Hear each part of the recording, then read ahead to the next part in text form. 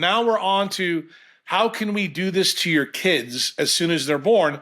And that's the reason why we've got the 72 shots in 6 years in the United States, because vaccines is one way to do it. Supplements is another way. Processed food is another. If you want to understand why they're going after the food supply, now you can understand why. Because they want access to your food so they can load it with the things where they can put these self-assembly programs in the food before you buy the food at the market. In 1968, we shot up the USS Liberty, killed American soldiers. Why? Because in the first genocide, when the Israelites were going after the Arabs, this is the greatest part of the story for you to hear. The U.S. Liberty is shot up by the Israelis because what did they find? What happens about 8 years before that? The Russians put Sputnik up. The USS Liberty is the best spy boat that the United States has. Guess what the Russians did? They hacked the boat and they saw the genocide live. So they would have had proof to show at the UN that Israel and the United States were complicit in genocide in 1967 during the war. That is the reason the USS Liberty was shot. Why? Because they had no way to stop it. So fucking LBJ tells the Mossad, go fucking shoot down the boat. That's the only way to stop the upload. You are listening to the Dogmatic Podcast. This show is 100% independent and fully funded by listeners like yourself. So, if you wish to support Ahmed in all that he is doing, then please subscribe to his channel on Spotify or his Substack. Or simply buy him a coffee with a one-off donation, links to which can be found at dotmalik.com. Now, let's get on with the show.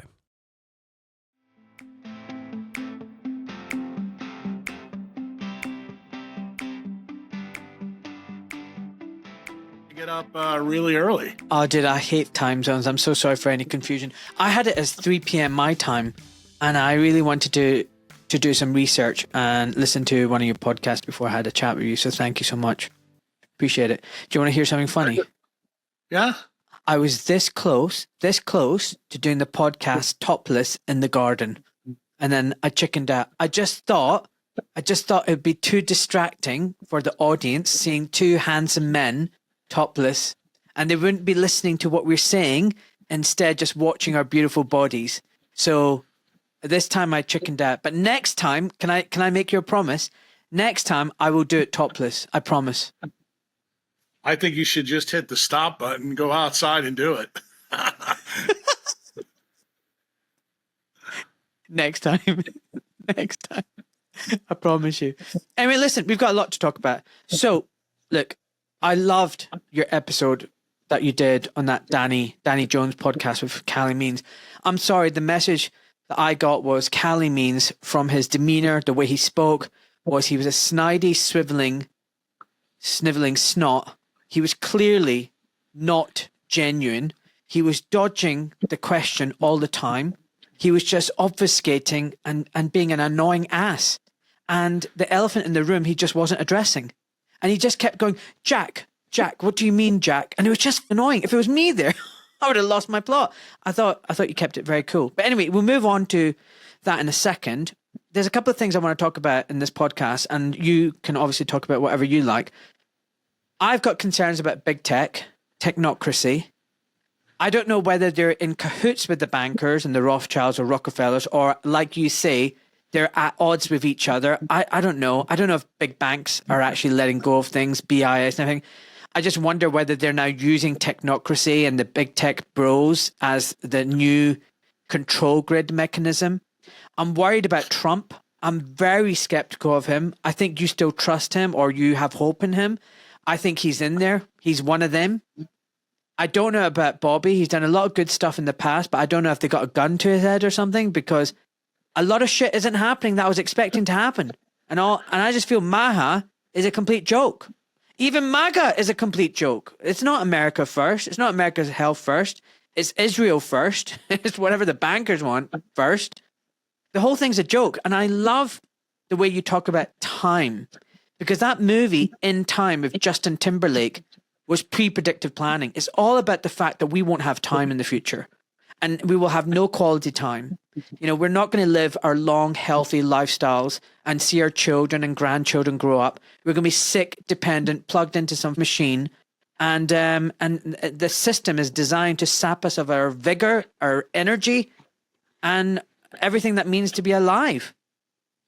So it is all about time. And what I fucking love about you is that, you know what, you've got your millions, you got in there with Bitcoin early, you could just retire where you are, it's beautiful, concentrate on your house with the grass roof, and just forget about all this shit. But you are passionately shouting from the rooftops because you care when so many people don't. I think that's a good place to set the scene. I'm going to hand it over to you now because I know you've got a lot to say. Well, I would say that I care let's talk about the selfish reasons. Probably for the kids, like my son and daughter, my nurse's two sons. I mean, let's start there. I mean, they're young. Most of them have no fucking clue about, the things that you and I are talking about and what you and I have done, what we've sacrificed to, actually be able to say the things that we're saying. But then here's probably the bigger one that actually will tie into probably some of the other stuff you want to talk about. I think about the first time you and I talked and the warnings that I gave you back then about kind of how things were unraveling. And then I thought about my trip. I literally went from Bobby Kennedy, Rick Rubin, to the Urbit conference in Portugal with Bukele's blessing. Something happened about that we'll talk about today that you're going to be interested in. And then flying back to the United States to give other talks about this issue. Your question about Trump for me is going to be very simple. I said publicly on Twitter that if Trump freed Ross Ulbricht and brought Bitcoin into the United States government, even if they fuck it up at some level, I would be okay. That would be a successful presidency. I already got that. On other podcasts, I've said I thought the fact that he joined forces with Bobby was shocking. But another metric that I would like to see Bobby do something with Maha. And I was much more confident about the Maha side than the Trump side. It turns out Trump gave me everything I needed within the first 100 days. Bobby is likely not going to get anything done because of what your royal family and the MI6 and the Mossad have on him. I think people in the United States could care less really about his previous history when he was a drunk and a drug addict. But I guess for his legacy, his kids, his family, that he doesn't want that stuff to come out. So he's, bending at the knee. And you saw that in his confirmation hearing that Bill Cassidy, who is one of my state senators, who's a gastroenterologist, who is one of the biggest criminals in Congress because he works for Big Pharma. Cassidy and Susie Wiles, who's Trump's chief of staff, they're in alignment. And they wanted to make sure that they could put Bobby in amber, which they've effectively done. Callie and Cassie comes into this because they're part of the amber program, keeping him confined to do the things that he can do. But the real big part of the story that I think I would like to share with you, because I think this is your biggest risk. And since you're the big mouth on the other side of the pond, and I'm the big mouth on this side of the pond, from the doctor perspective, I would like you to understand fully. I don't want you to accept what I'm telling you, because the first time we talked, I told you about Bitcoiners that we always say verify, don't trust. So I'm going to tell you the same thing about this podcast. When I went to the Urbit event, I was invited by a very specific guy, a good guy, a guy that I know to be a good guy.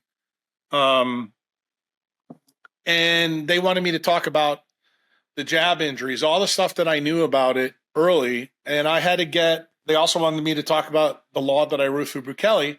So I had to get an okay to do that. So when I go over to Urbit, what do you need to know about Urbit? Urbit is the best way I can say it to you. It's a group of nerds that basically are trying to make a world computer so that everything works on it. So Microsoft, Linux, Apple, everything is operational on it. The idea of it initially was a really good idea of the developers, but here's the problem: the guy that started it is a guy named Curtis Yarvin, and Curtis Yarvin has a lot of ties to Peter Thiel. Okay, and the interesting thing that happened with Urbit, the reason I agreed to go, is Curtis Yarvin about 7-8 years ago, maybe 10 years ago now, stepped back from Urbit and left it to the nerds to deal with themselves. In other words, he got sick of the one world government idea that was tied to this genesis of his idea. And you have to know a little bit about Urbit. He is a liberal thinker from San Francisco. He's got very wealthy parents, but he's tied in with a lot of these guys at the PayPal Mafia. And Peter Thiel, who runs Palantir, which you've probably heard me say very clearly, like where, for your listeners, because I know your listeners are more on the science side, if you want to understand how deep a dive I did on this, I would tell you go look at the What is Money podcast I did with Robert Breedlove in December of 24. There's like a 3-part series, but the part you're going to want to listen to is part 1, because I tell you actually who Satoshi Nakamoto is, how he came to be, and the story of how he came to be is very germane to the question that you posed in your monologue about, is it really true that the bankers are getting taken to the woodshed by the technocrats, or are they somehow working together? I'm going to tell you that they are equal and opposite in opposition. They don't like each other, and the bankers clearly know what the technocrats are doing. This is the first time in modern banking history of probably 500 years from the city of London that they've gotten their lunch eaten. And what their claim to fame is, something you know, is their power seat is the CBDC, BIS in Belgium. That's what's going to go. That's what all the Commonwealth countries are going to get rammed down their throat. That's what Starmer's doing in your place. That's what the Aussies are doing, and that's what the Canadians are doing. That's why King Charles just showed up to Canada last week to make sure everything is in place. And you know who Carney is, where he comes from, the things that he used to do in Europe. But that is the one track. Bitcoin was formed by the guys who initially basically did a colonoscopy on the Rockefellers and Rothschilds. And that story begins with Meyer Lansky. It's a very, very interesting story. It goes through the industrial military complex with General Groves. Then it goes to a guy named David Sham. And David Sham gets introduced to this really young kid in when he was 18 years old, who worked on the Tor networks. You know what that is. That's the black web.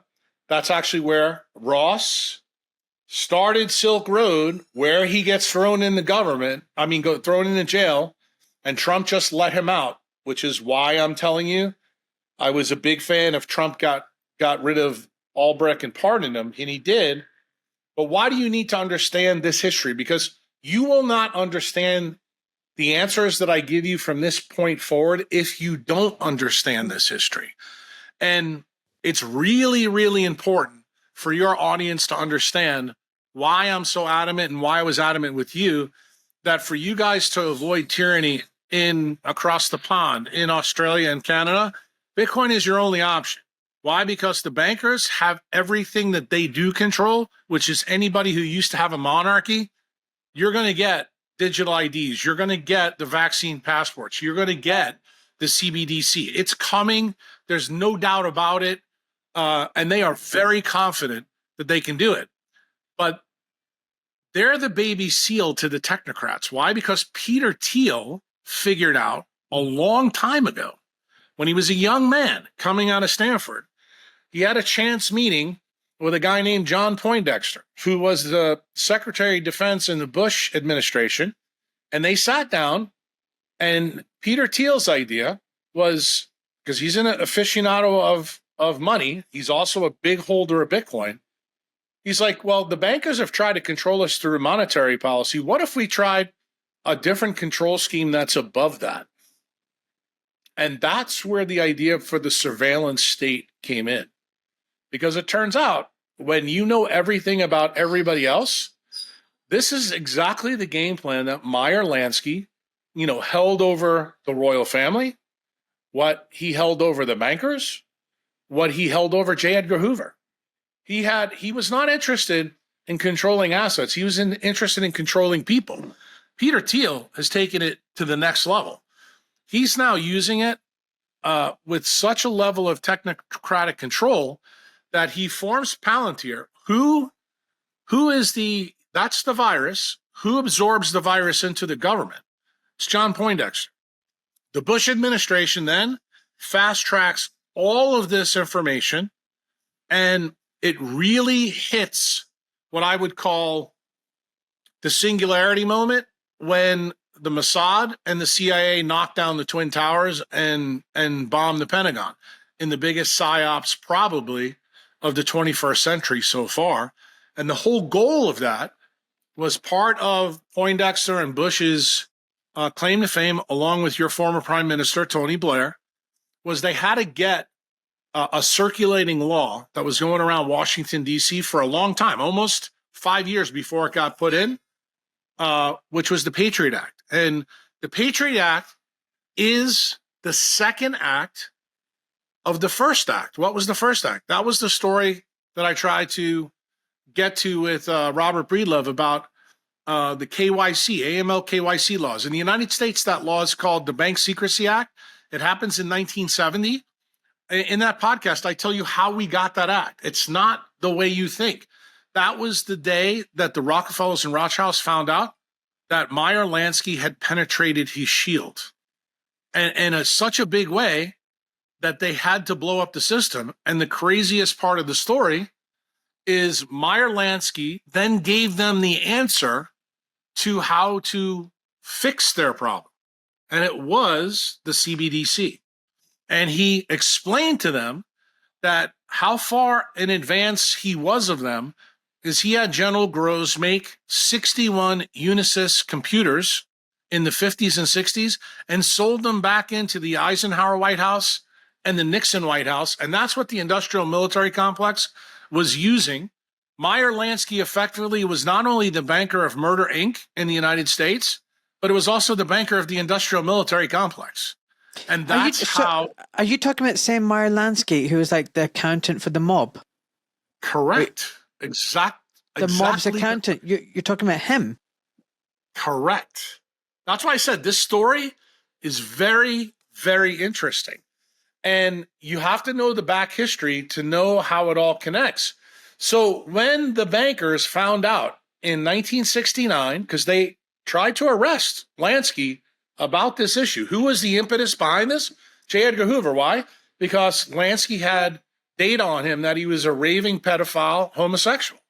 And he was always afraid that Lansky was going to release this, which he never did. We don't find out about any of this until after Hoover's dead and after Lansky's dead.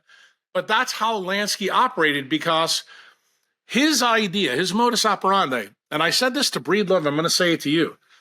He had the most unusual mind for a criminal. He's like, if you can't beat him at the same game, no, then you can't, then you're not playing with them. And when he showed the Rockefellers and Rothschilds how he beat them, it was, dude, this is a checkmate move. And they had data on the IRS computer through these Unisys computers. They were ahead of every move the Federal Reserve made, literally for 13 years. That's how they got all their black ops money to do the things they were doing. And when he gets brought in by the U.S., and there's so many different things that happen here.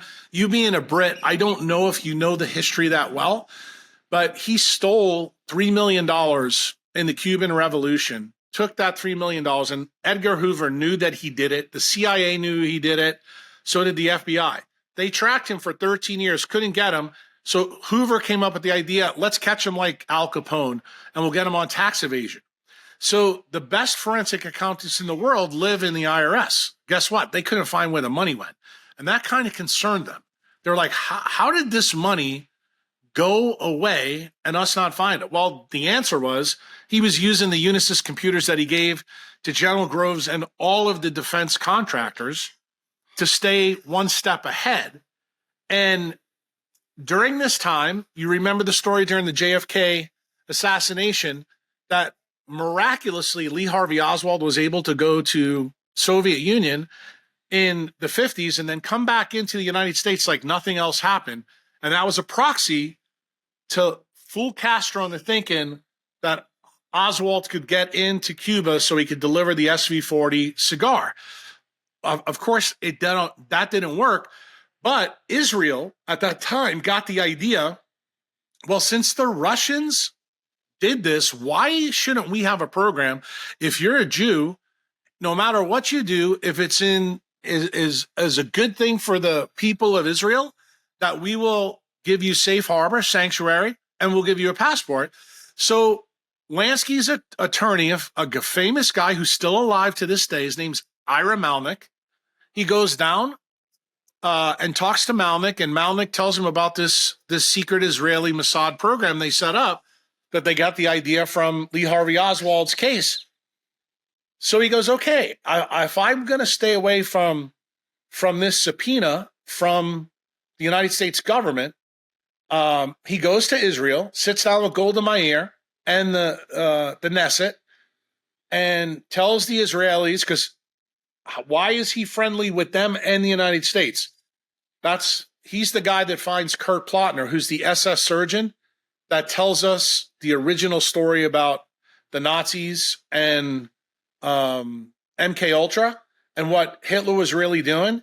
He's the one that actually tells Lansky that this wasn't a Holocaust, that it was a story about the transfer agreement that the royal family and the papacy made to take all the Jews in Europe, take their money, put it in the Rothschild Bank, repatriate them, move them to Palestine, which they won in the Treaty of Versailles, and they would, fulfill the prophecy that's in, their Bibles, and that's how it was going to go. And then they would get their money back once they got to Israel. And there's something called the transfer agreement.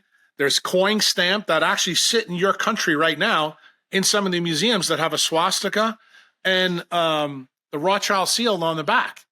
So hold on 1 second. The Nazis and the Rothschilds were working together? Because my understanding is when Zionism... Hold on. It's worse than that, my friend. You're a UK guy.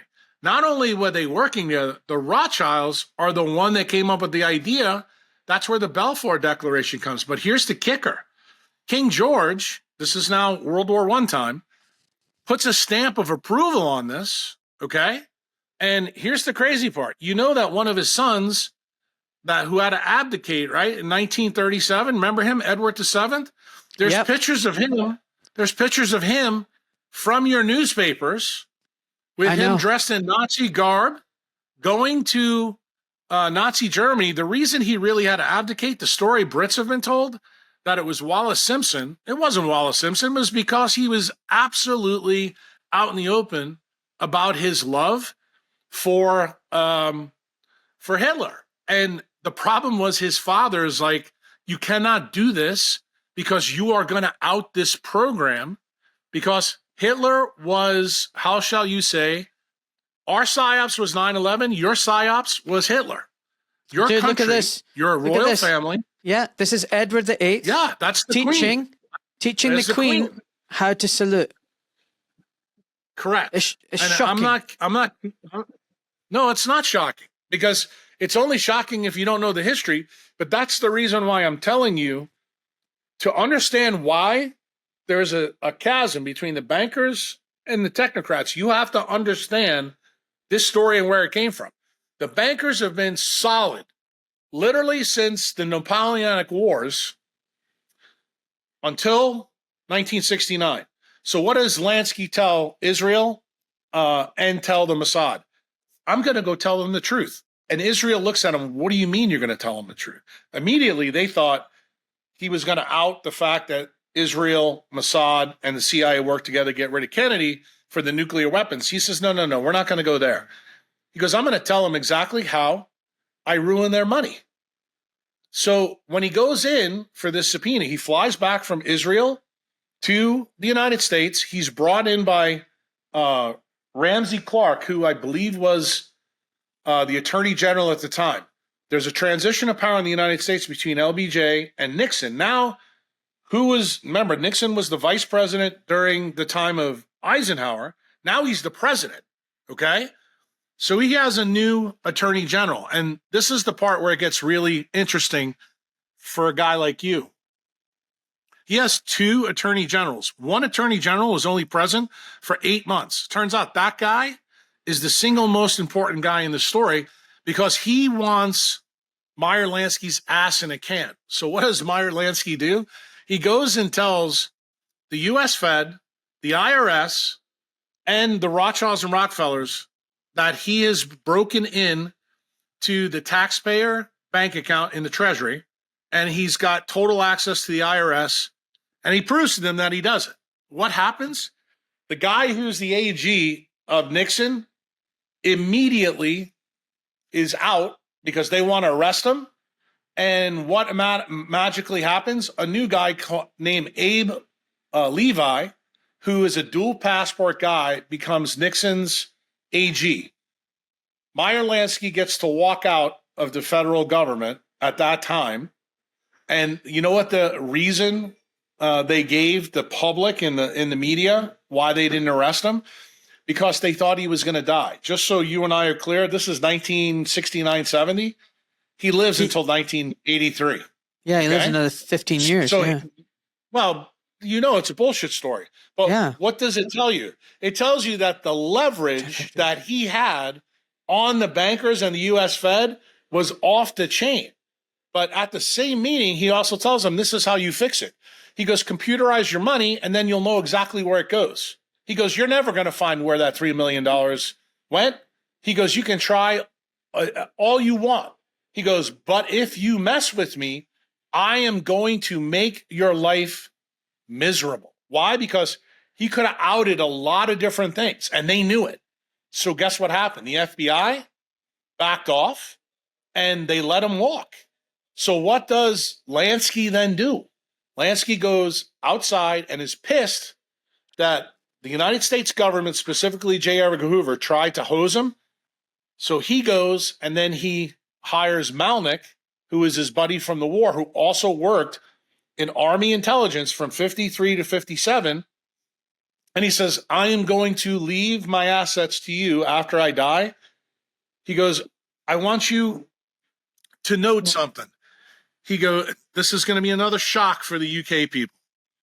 So I want you to go look at the Munitions Act after World War II. You're going to notice something very interesting is on the paperwork, cryptography. Do you know why? Do you remember the famous guy that you guys always talk about, Turing, Alan Turing? Yeah. You remember the story that you're told by your historians that he was a great guy, but the British government found that he was a queer and they basically injected him with hormones and he killed himself? Yeah. What if I told you that was another psyops of MI6? Turns out that Alan Turing was using cryptography to keep the royal family and the Rothschilds in contact, okay, with Hitler using cryptography at Hadley Park. All that bullshit about the Enigma machine, that was total horseshit. That's just up the road, by the way. Just up the road from me. Well, here we go. And now, what's the other part of this? Who is the other liaison to the papacy? Because remember, you may not know this, but Pope Leo the 11th and 12th were tied to that transfer agreement. Just so you know that. The Catholic Church was tied to this. Why? Because who else was their bankers? The Rothschilds. So now this cousin of the King of Spain is the runner that goes back and forth, and Turing is the guy that's sending all these messages. So after the war, they have to make sure MI6 and the royal family cannot let Turing talk. So what do? They take him out. And this is how they take him out. So basically, he is the British Lee Harvey Oswald in this story.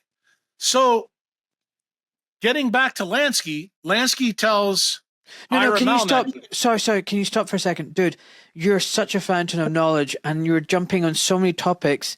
I'm struggling to keep up. I'm just treading Yeah, I water don't here want right you to now. keep up. I just want you to listen. I want your audience to listen. Just let me finish. Okay. So you can ask questions later, but I want everybody to hear the totality of the story because it goes to the question you asked me. So once you understand this history, Lansky then tells Malnick, I want you to take all of my assets and find the next Alan Turing in the United States to build a peer-to-peer network that's going to be our banking system that is superior to anything the BIS is doing for the Rothschild and the Rockefellers. That is where the beginning idea of Bitcoin happens. It doesn't have Bitcoin's name. It doesn't have anything else. So who's the next iteration of this? That's the guy named David Shum. What did I say to Robert Breedlove in this podcast that I'll say to you here? He's a Jewish guy that went to Cal Berkeley, but here's the interesting thing. If you do a deep dive on his family, they have no money at all, zero. Yet, soon as this guy is in his PhD, Doc Malik, he's able to open up 4 companies in Netherlands and Belgium with no money. How does that happen? Quick break. Are you feeling overwhelmed by the healthcare system? Are you unsure of who to consult, what questions to ask, or how to interpret tests and your diagnosis? Are you walking out of a consultation room with more questions than answers? After all, most consultations are 5 to 7 minutes, rushed in and then out. With 25 years as a doctor, experience as a doctor and a surgeon, working in both the public and the private healthcare systems, I've got this unparalleled expertise. I really understand the nuts and bolts of the system, as well as what it truly means to be healthy. I've had the privilege of collaborating and learning from hundreds of leading health experts over the last 2 years. And through my own personal experience of turning around my own health, I've got a good idea of what it means to be healthy and what a real healthy lifestyle looks like. I'm deeply committed to medical ethics. I value informed consent, and I believe in protecting bodily autonomy. In today's world where trust in the healthcare system can feel elusive, you can count on me to always prioritize your best interests. So whether it's guidance or education or information you're looking for that's unbiased, no conflicts of interest, no financial gain to be got from me, from jabbing you or operating on you. If you just want a sounding board or a second opinion, then consider booking an online consultation with me. I'm not acting as a doctor to treat you or diagnose you, but I'm here as a health advocate and an educator to empower you with the knowledge to ask the right questions, to make the right decisions, and to show you the path to true health. So book an online consultation with me. Visit my website, docmalik.com/consultations. Thank you, folks. Okay, you're a European, so you know when you incorporate over there, it costs money to do that, but he does this. And then here's the crazy part. The four companies that he builds, 3 of them are about what will eventually become parts and pieces of Bitcoin. This is shuffle networks, blind signatures, things you wouldn't know about. But here's the most interesting one. It's tied. He starts asking questions that are tied to the Bank Secrecy Act that no one in the United States or Europe would have any idea why you would be asking these questions. But the last one is a company that does all the software work that eventually becomes the Dominion voting machines that have been installed in the United States. In other words, remember what Stalin said? Elections are happened by who counts the vote. So all of a sudden you can see that Meyer Lansky's idea is we are going to have a failsafe and we're going to pick who's going to win elections. So he's working on a peer-to-peer network that's going to be the banking side for Murder Inc. and the industrial military complex. He hires Sham to do this. Sham in Bitcoin circles is very famous. He comes up with this idea called DigiCash. one of your countrymen, Adam Back, who's very big in Bitcoin circles that you can do your homework in. He comes with the proof of work mechanism. But who is the brilliant part of this whole thing? It turns out it's a PhD student of Sham. Sham has this kid, it's 18 years old, who works on the Tor network, the dark web. He is hired at 18 years old by the industrial military complex to do the TCP/IP so that you can use these ideas to build websites, to connect all this stuff. So this kid is looking at all the work of Sham, all the work of the cypherpunks. Meyer Lansky dies in 83. This is when Sham open sources it to all other developers. This is the best news for me and Doc Malik. It's really bad news for the mob. It's really bad news for the industrial military complex, because this is when the greatest invention gets out of the hands of the criminals. And this kid named Len Sassaman sits down and looks at what Adam Back did and looks at what David Sham did and says, I know what the problem is here. If you want to control energy over a network, you have to timestamp it. And if you look at the white paper in Bitcoin, there's 3 references in the bibliography for timestamping. So he's the guy that brings the key idea to Bitcoin. So, I have taught millions of people about the timestamping that happens in us. That's called the mitochondrial DNA. And I've said many, many podcasts that mitochondria are time machines for entropy. Well, it turns out Bitcoin is a time machine, but its clock is different. It rejects seconds, minutes, hours. It uses 10-minute blocks. So what does it do? What's the difference between mitochondria and Bitcoin? They're both decentralized, but there's a big difference. Mitochondria uses Einsteinian time, meaning time is relative. Bitcoin uses Newtonian time. Why? Newtonian time, it's fixed. Why? Because you can't build an immutable ledger unless you have absolute time. That gives you cause and effect. In an Einsteinian world, there is no cause and effect, which, not that I want to get off in this tangent, that tells you why randomized controlled clinical trials and centralized medicine is total bullshit, because it's no gold standard. Only way it's a gold standard is if absolute time exists, and we shot that in the ass in 1905. But when Bitcoin comes together with Sassaman, all of a sudden you begin to see that the cypherpunks that are there start to mix with these guys in the PayPal mafia. That's the reason why Elon Musk, Hoffman from LinkedIn, and Peter Thiel get involved in Bitcoin really, really early, okay? And they realize immediately who this is. Why should this stimulate you a little bit?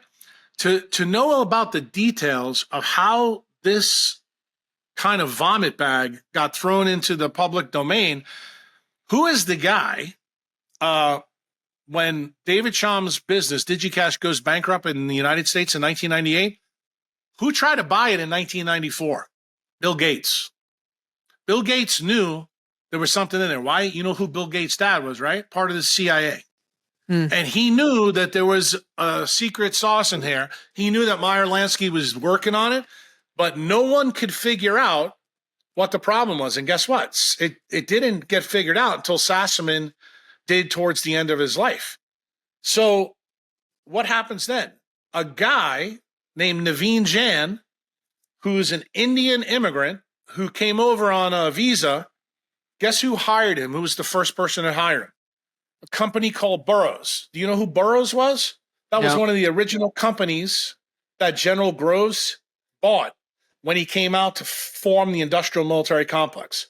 When he was forced out of the military after the Manhattan Project by Eisenhower, he took the number one company that sold arms in the United States, which is called Remington Rand. Then he wound up and bought Burroughs. And this is the craziest part of the story. They used to make toasters and microwaves and calculators, but they were big in electronics. What did Groves eventually do? He merged Remington Rand with this company and they changed the name and formed Unisys. What did they become? The first true behemoth in big tech in Silicon Valley. They turn around and make these Unisys computers and sell them back to Eisenhower. That's how they have the dirty inside data on what the Fed and the IRS were doing. They used the computers to get all the information. And what was Meyer Lansky's plan that he transferred to Sham? We're going to do the same thing with the Rockefellers and Rothschilds. They're going to work on this new idea that I gave them, which is the CBDC, and they're going to work on it in BIS, and it's going to be really hard to get this right. And Lansky knew this was going to be a big project. And look, this project's been going on for 50 years. But if you want to know why the Bank Secrecy Act happens when it happens in 70, is that's the decision the bankers made. They knew that their system was corrupted and they had to blow it up. They are actively imploding money, my friend. In other words, you don't realize they know that their house is on fire and they have to get to this solution. Why you're facing what you face in the UK, in Canada, and Australia, is they know they're like a sick person in the ICU. If they don't fix this problem, they're out of business. But what did Peter Thiel do? He ramped up the game big time. So you understand this Naveen Jan guy, he goes on and forms a company called Infosys. He knows that the secret sauce is in there because he was hired by General Groves people, but he can't figure it out.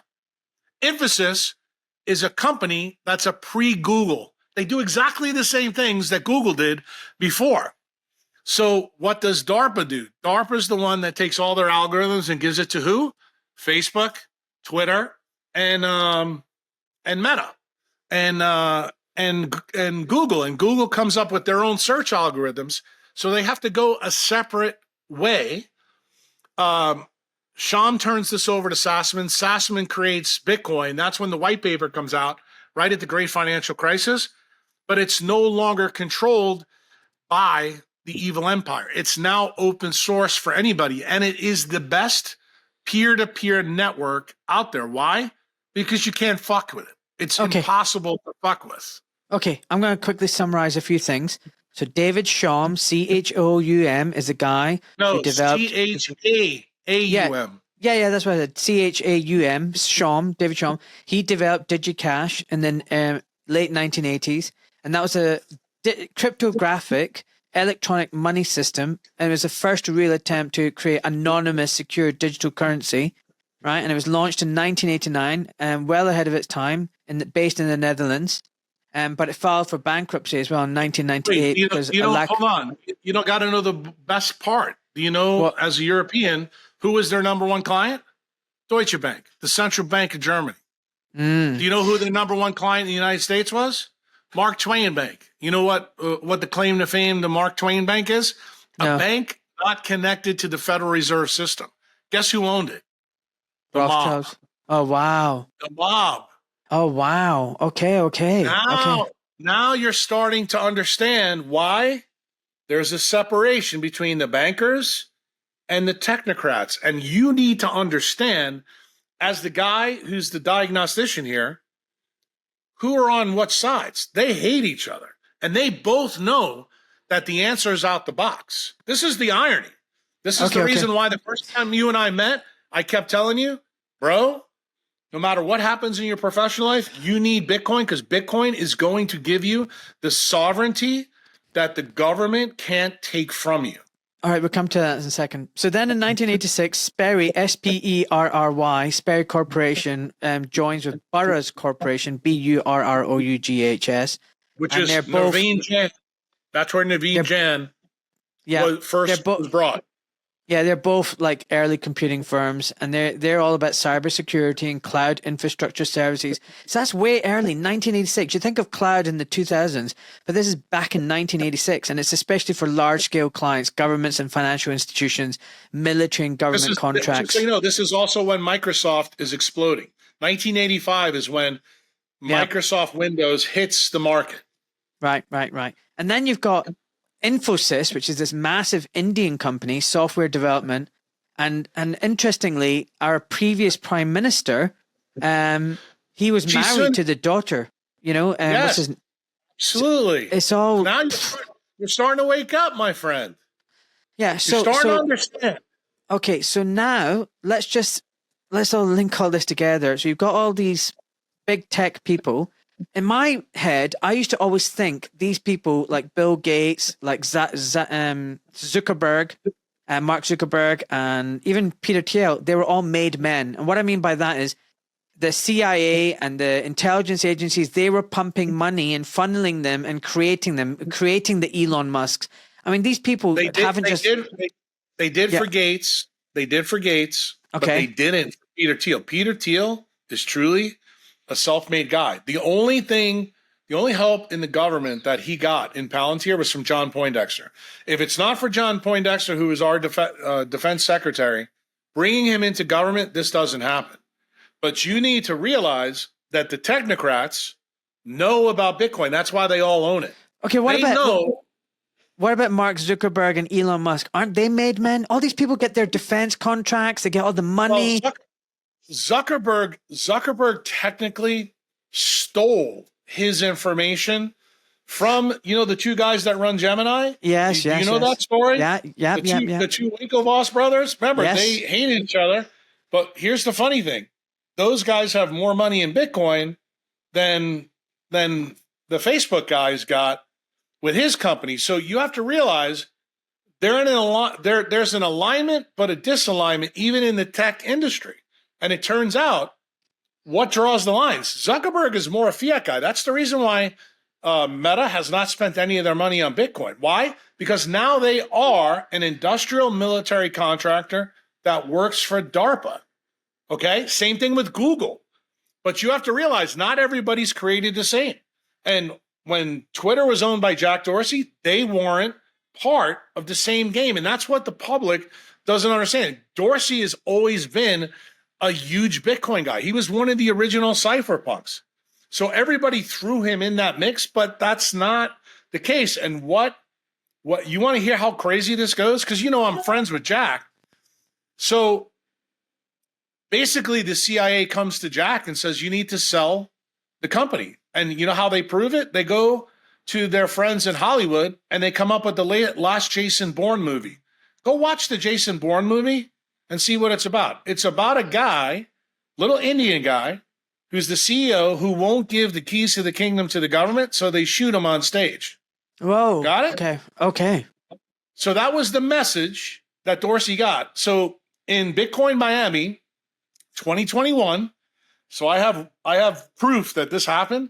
I had 8 VIP members and my son with my nurse at an event where I rented a mansion, and Jack Dorsey came and told us that he was selling Twitter. I knew it literally 8 months before anybody else in the world did. And I knew who he was selling it to, too. And I knew why he was selling it. Now, you should begin to realize why the bankers wouldn't lend Elon Musk money to buy Twitter. Because they're on the opposite side of the game. And if you remember correctly, setting up the banking to get that deal done was a huge, big deal. You had people in the American Congress telling people we need to take this apart. And who was the number one person? Elizabeth Warren. Why is this important for you to understand? Elizabeth Warren is in the pockets of Jamie Dimon. Who's Jamie Dimon? Jamie Dimon is the guys that work for Rockefeller and Rothschild. That's Citigroup.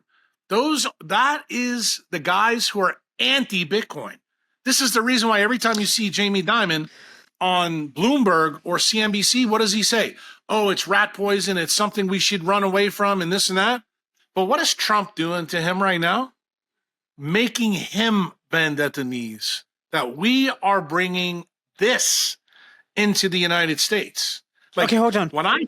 I thought the CIA was working for the fiat bankers. Now you're saying they're working for the technocrats? No, you missed the plot. You didn't listen very well Sorry. to the diagnosis. Yeah, General Groves set up Murder Inc. as his bank. Anybody who's a defense contractor, anybody who works for them, which is the CIA, was set up. That's where all the dark money came from. Okay? What was the number one thing that fueled it? the CIA is the one that set up all Americans to be addicted to drugs. How did that all happen? After the casinos in Cuba blew up and Vegas exploded, Santo Trafficante, who is tied to this whole story, basically made a deal with Castro and said, look, we're just going to funnel drugs in to the United States. What happened? The CIA got the message that the mob realized that drugs were a better deal than gambling.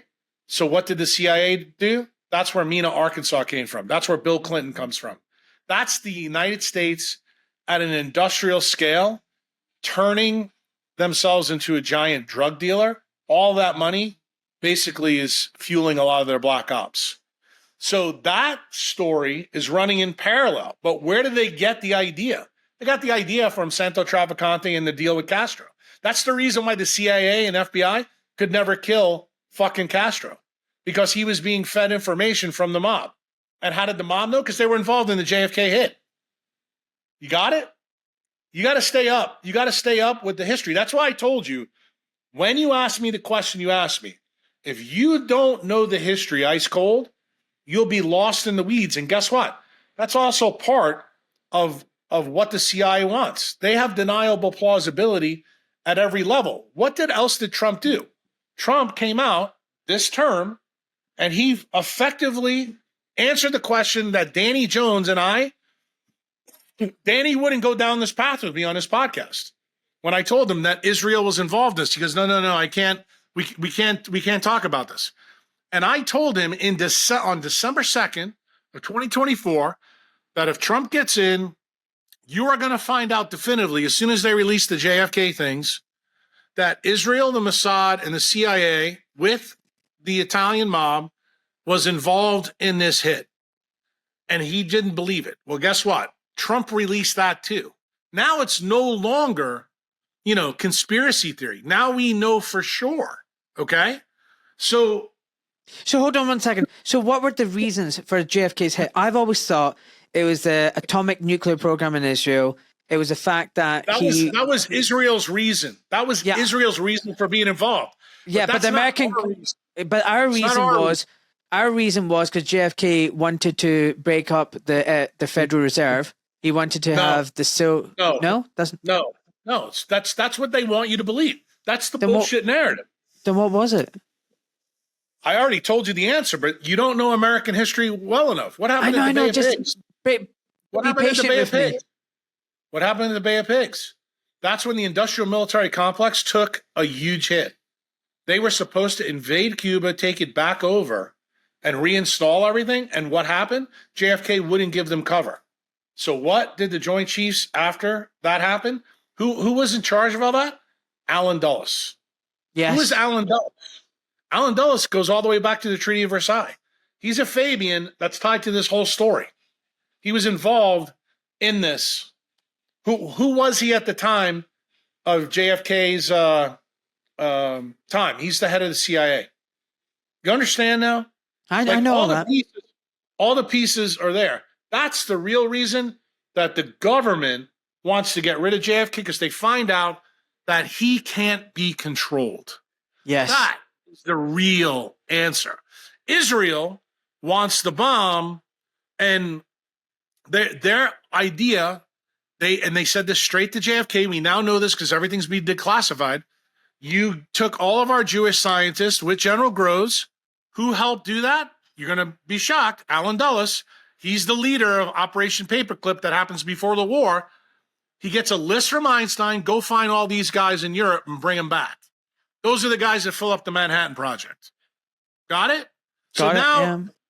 Dulles is tied to this story, and he's tied to the other story.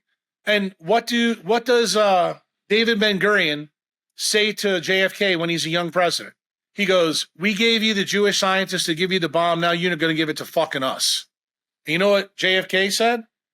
Register as a foreign agent. Go fuck yourself. Like JFK, he knew the story about the transfer agreement. So did his brother, who's Bobby's father.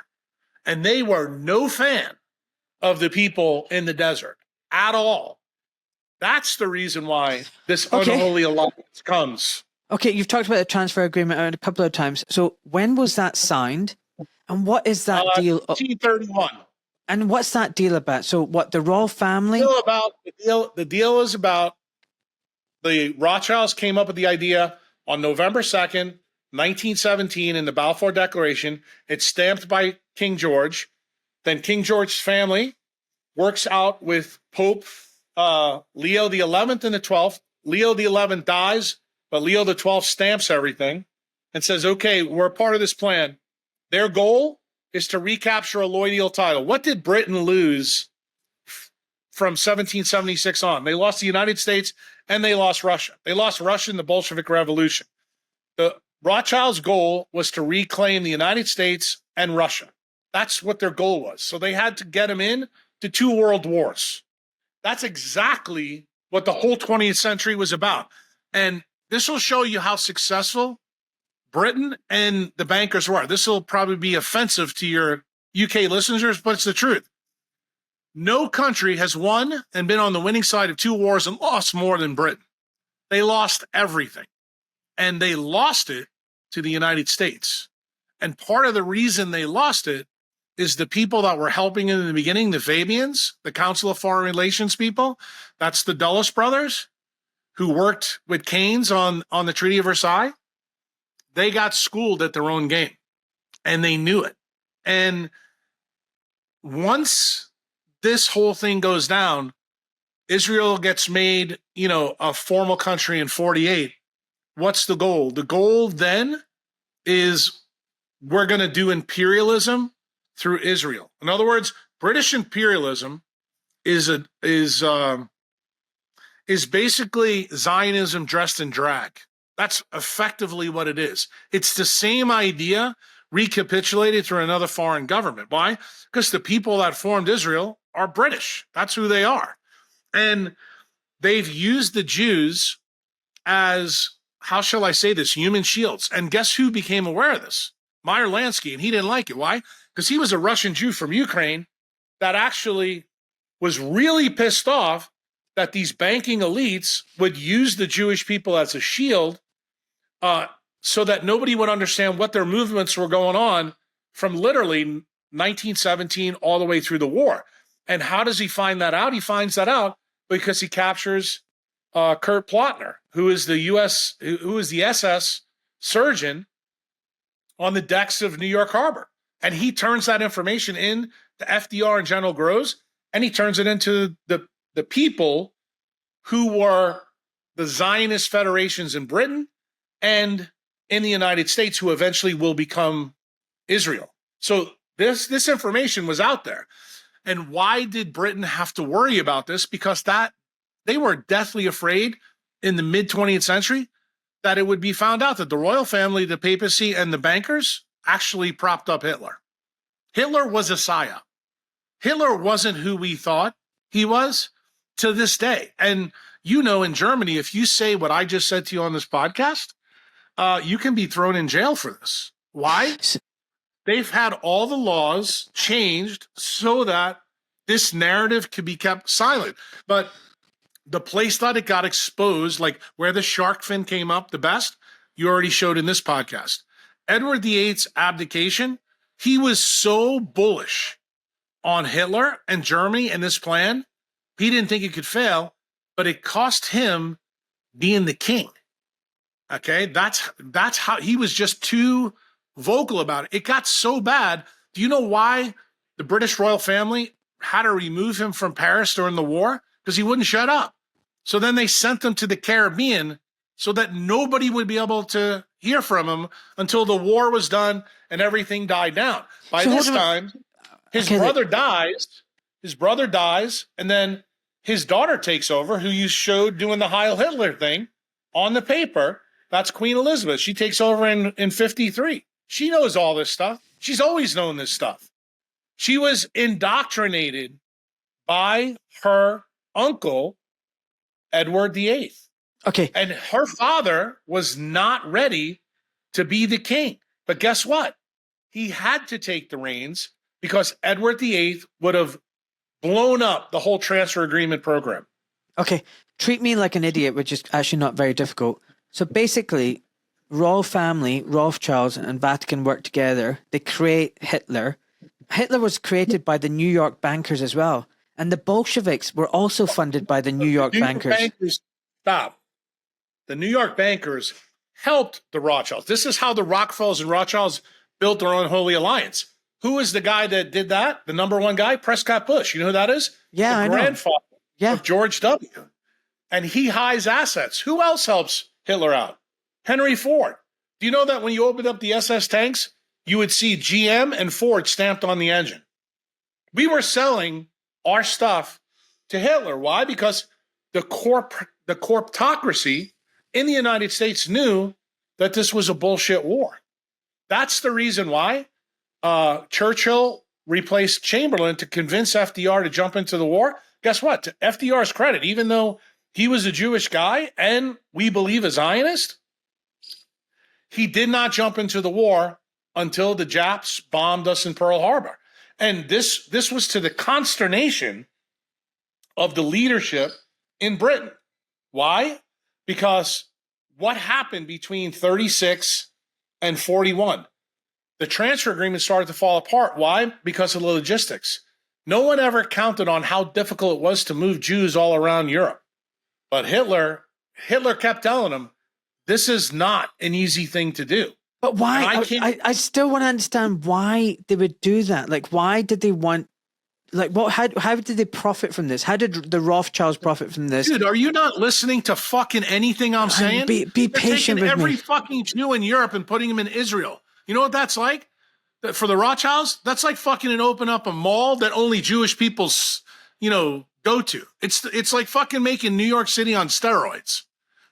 Are you fucking kidding me? This is the most profitable move that a banker can make, to have a group of people that all have your ideology and bank with you. Are you crazy? Even if it means a lot of them die? They don't give two fucks about it. Dude, do you not understand anything about history? I do. I mean, they're willing on. to. I want to hear it though. I'm saying this so I can hear you say it. Talk about everything. Like think about. You mentioned it before I interrupted you. The Bolsheviks killed 60 million Christians. Do you think they give two fucks? No, absolutely not. I mean, give me a break. Like, the history of man shows you what we're capable of. We are the fucking most evil people on the planet, especially when we're not connected to the grand unifying theory, which is nature. And these people are not connected to nature. They are connected to the idea that they want to control other humans. That is the idea of the royal family. That's what centralization is. That's what a monarchy is. If you really want to know what's at the base of this whole program, Klaus Schwab told you. And that's why King Charles is his best friend. You'll own nothing and be happy about it. What does that sound like? The Dark Ages. That sounds like when the monarchy and the papacy was hugely powerful. And they controlled the world. They want to go back in time. That's what everything in the 21st century is about. Well, guess what? The fucking technocrats came in and said, hold my beer. We got a better way of doing it. And that is the battle between the evil sides that you got entangled in and didn't understand. And that is the reason why I told you the first time I ever met you, bro, just trust me on this. Take the gold out of your teeth, start selling your women, buy Bitcoin, because you're going to need it. I don't know when you're really going to need it, but it's going to happen. And I told you in a phone call yesterday that I thought you'd have 5-10 more years. I don't think you do anymore. Hi, me again. You're listening to the Doc Malik podcast. This show is 100% independent and fully funded by listeners like yourself. So if you wish to support Ahmed in all that he is doing, then please subscribe to his channel on Spotify or on his Substack, or simply buy him a coffee with one of the donation links, which can be found at docmalik.com. Now, let's get back to the show. You know what I told you. I think that the problem for Australia, UK, Canada, continental Europe is at a crisis moment. And I believe that even if you own Bitcoin, you may not be able to get out. I think anybody who lives there, the safest part of Europe right now is the former communist bloc. Why? Because they already had their taste of communism under Stalin, They know what it was like, and they're like, fuck you, I'm not doing that. Like, that's the reason why Hungary, basically puts their middle finger up, and Turkey the same way. Like, you want us to take the jab? Go fuck yourself. We're not doing that. And they had the lowest compliance level in all of Europe. Why? Because here's the crazy thing. You guys in the UK think you have the illusion of freedom, just like we do in the United States. You think you have freedom and liberty. You don't. That's the reason why they have all these fucking North Africans running wild, raping your women. This is all by design. They want to separate you because you're easier to control that way. You will bend at the knee for whatever they put in front of you so that you can go to Harrods and shop, watch Netflix and drink Starbucks coffee. Okay, in summary, Second World War was about getting the Jews out of Europe and forming the State of Israel. And the reality is most Jews pre-Second World War were not Zionists. They didn't want to live in the desert in the Middle East. They want to go to the desert. Nobody wanted to go to the desert. Exactly. They wanted to be in Paris. They wanted to be in London. They'd been there for centuries. It's like telling me, you know what, Ahmed, doesn't matter you're born in Scotland, doesn't matter your children were born in Scotland, all of you fuck off back to Afghanistan or Pakistan or India. And it's like, no, we don't want. And then you engineer something where you get killed or imprisoned or your life is made difficult or you're told that you're going to be exterminated and you go, well, fuck it, we need to leave then. And then there's a promised land somewhere else. So that's the big psyop on the Jewish people who've been used and abused. I've actually said this, that I believe the Jews in Israel have been traumatized and abused and brainwashed and indoctrinated. Well, the secular Jews have, but the problem is you have to realize in my vernacular, and I think I've done a pretty good job here explaining to you why I don't equate Jews with Zionists. To me, Zionists are the evil empire. Jews are not. Jews have been used as a human shield. I look at the Jews the way I look at the 3,600 people they killed in the Twin Towers. What do you think? The United States government doesn't fucking care about Americans either. They care about their industrial military plans. That's all they care about. Who owns that? Who owns the industrial military plans? Who are all those people? I kind of told you. Everybody who banks with the industrial military complex. That's big tech. That's Hollywood.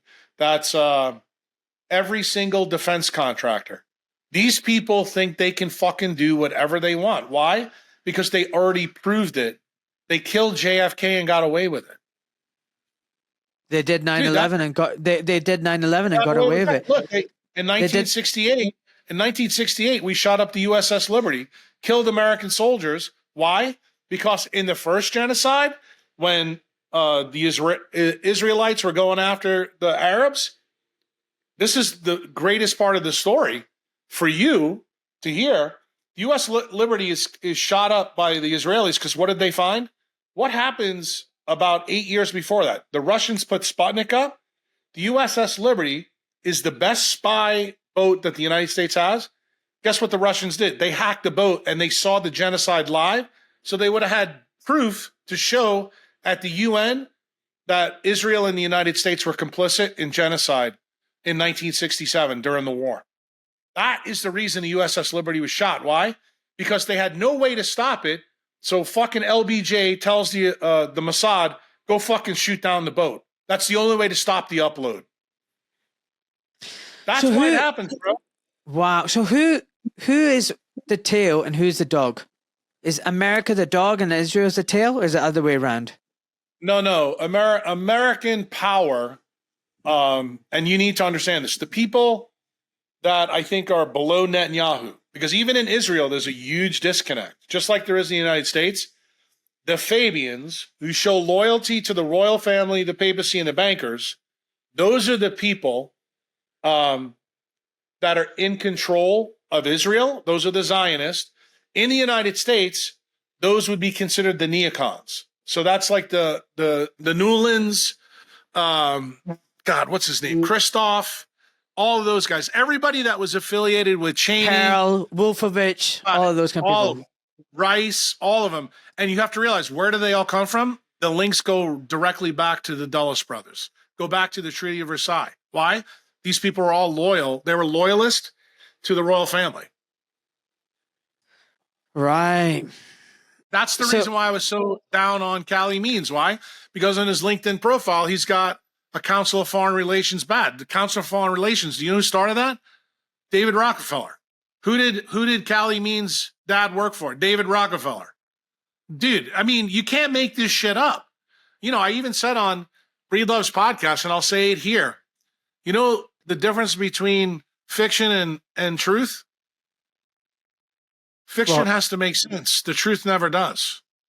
That's the story you're hearing right here. And that's the reason why I'm trying to make you understand that the history of the 20th century completely explains why we're in the shit show. And you remember when we first met, what did I say to you?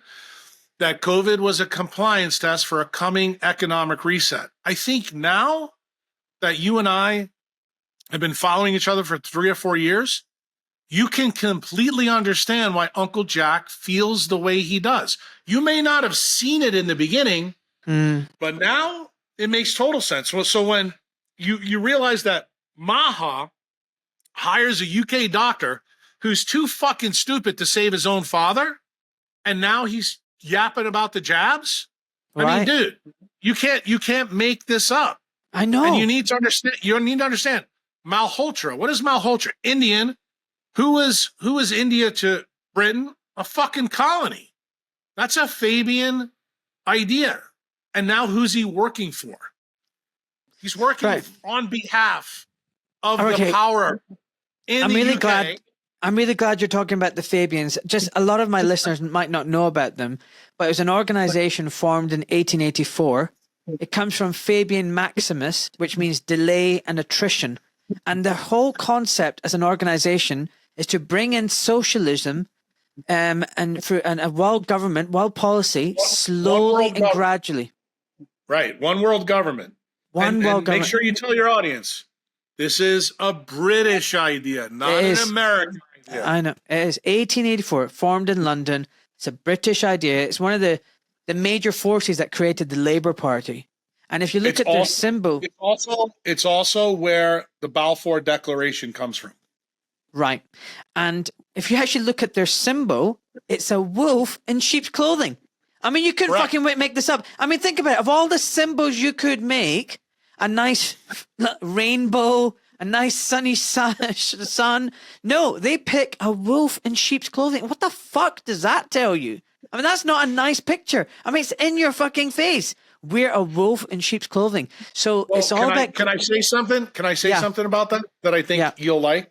Do you understand now why the World Economic Forum basically comes out and tells you exactly what they're going to do? It's the same idea.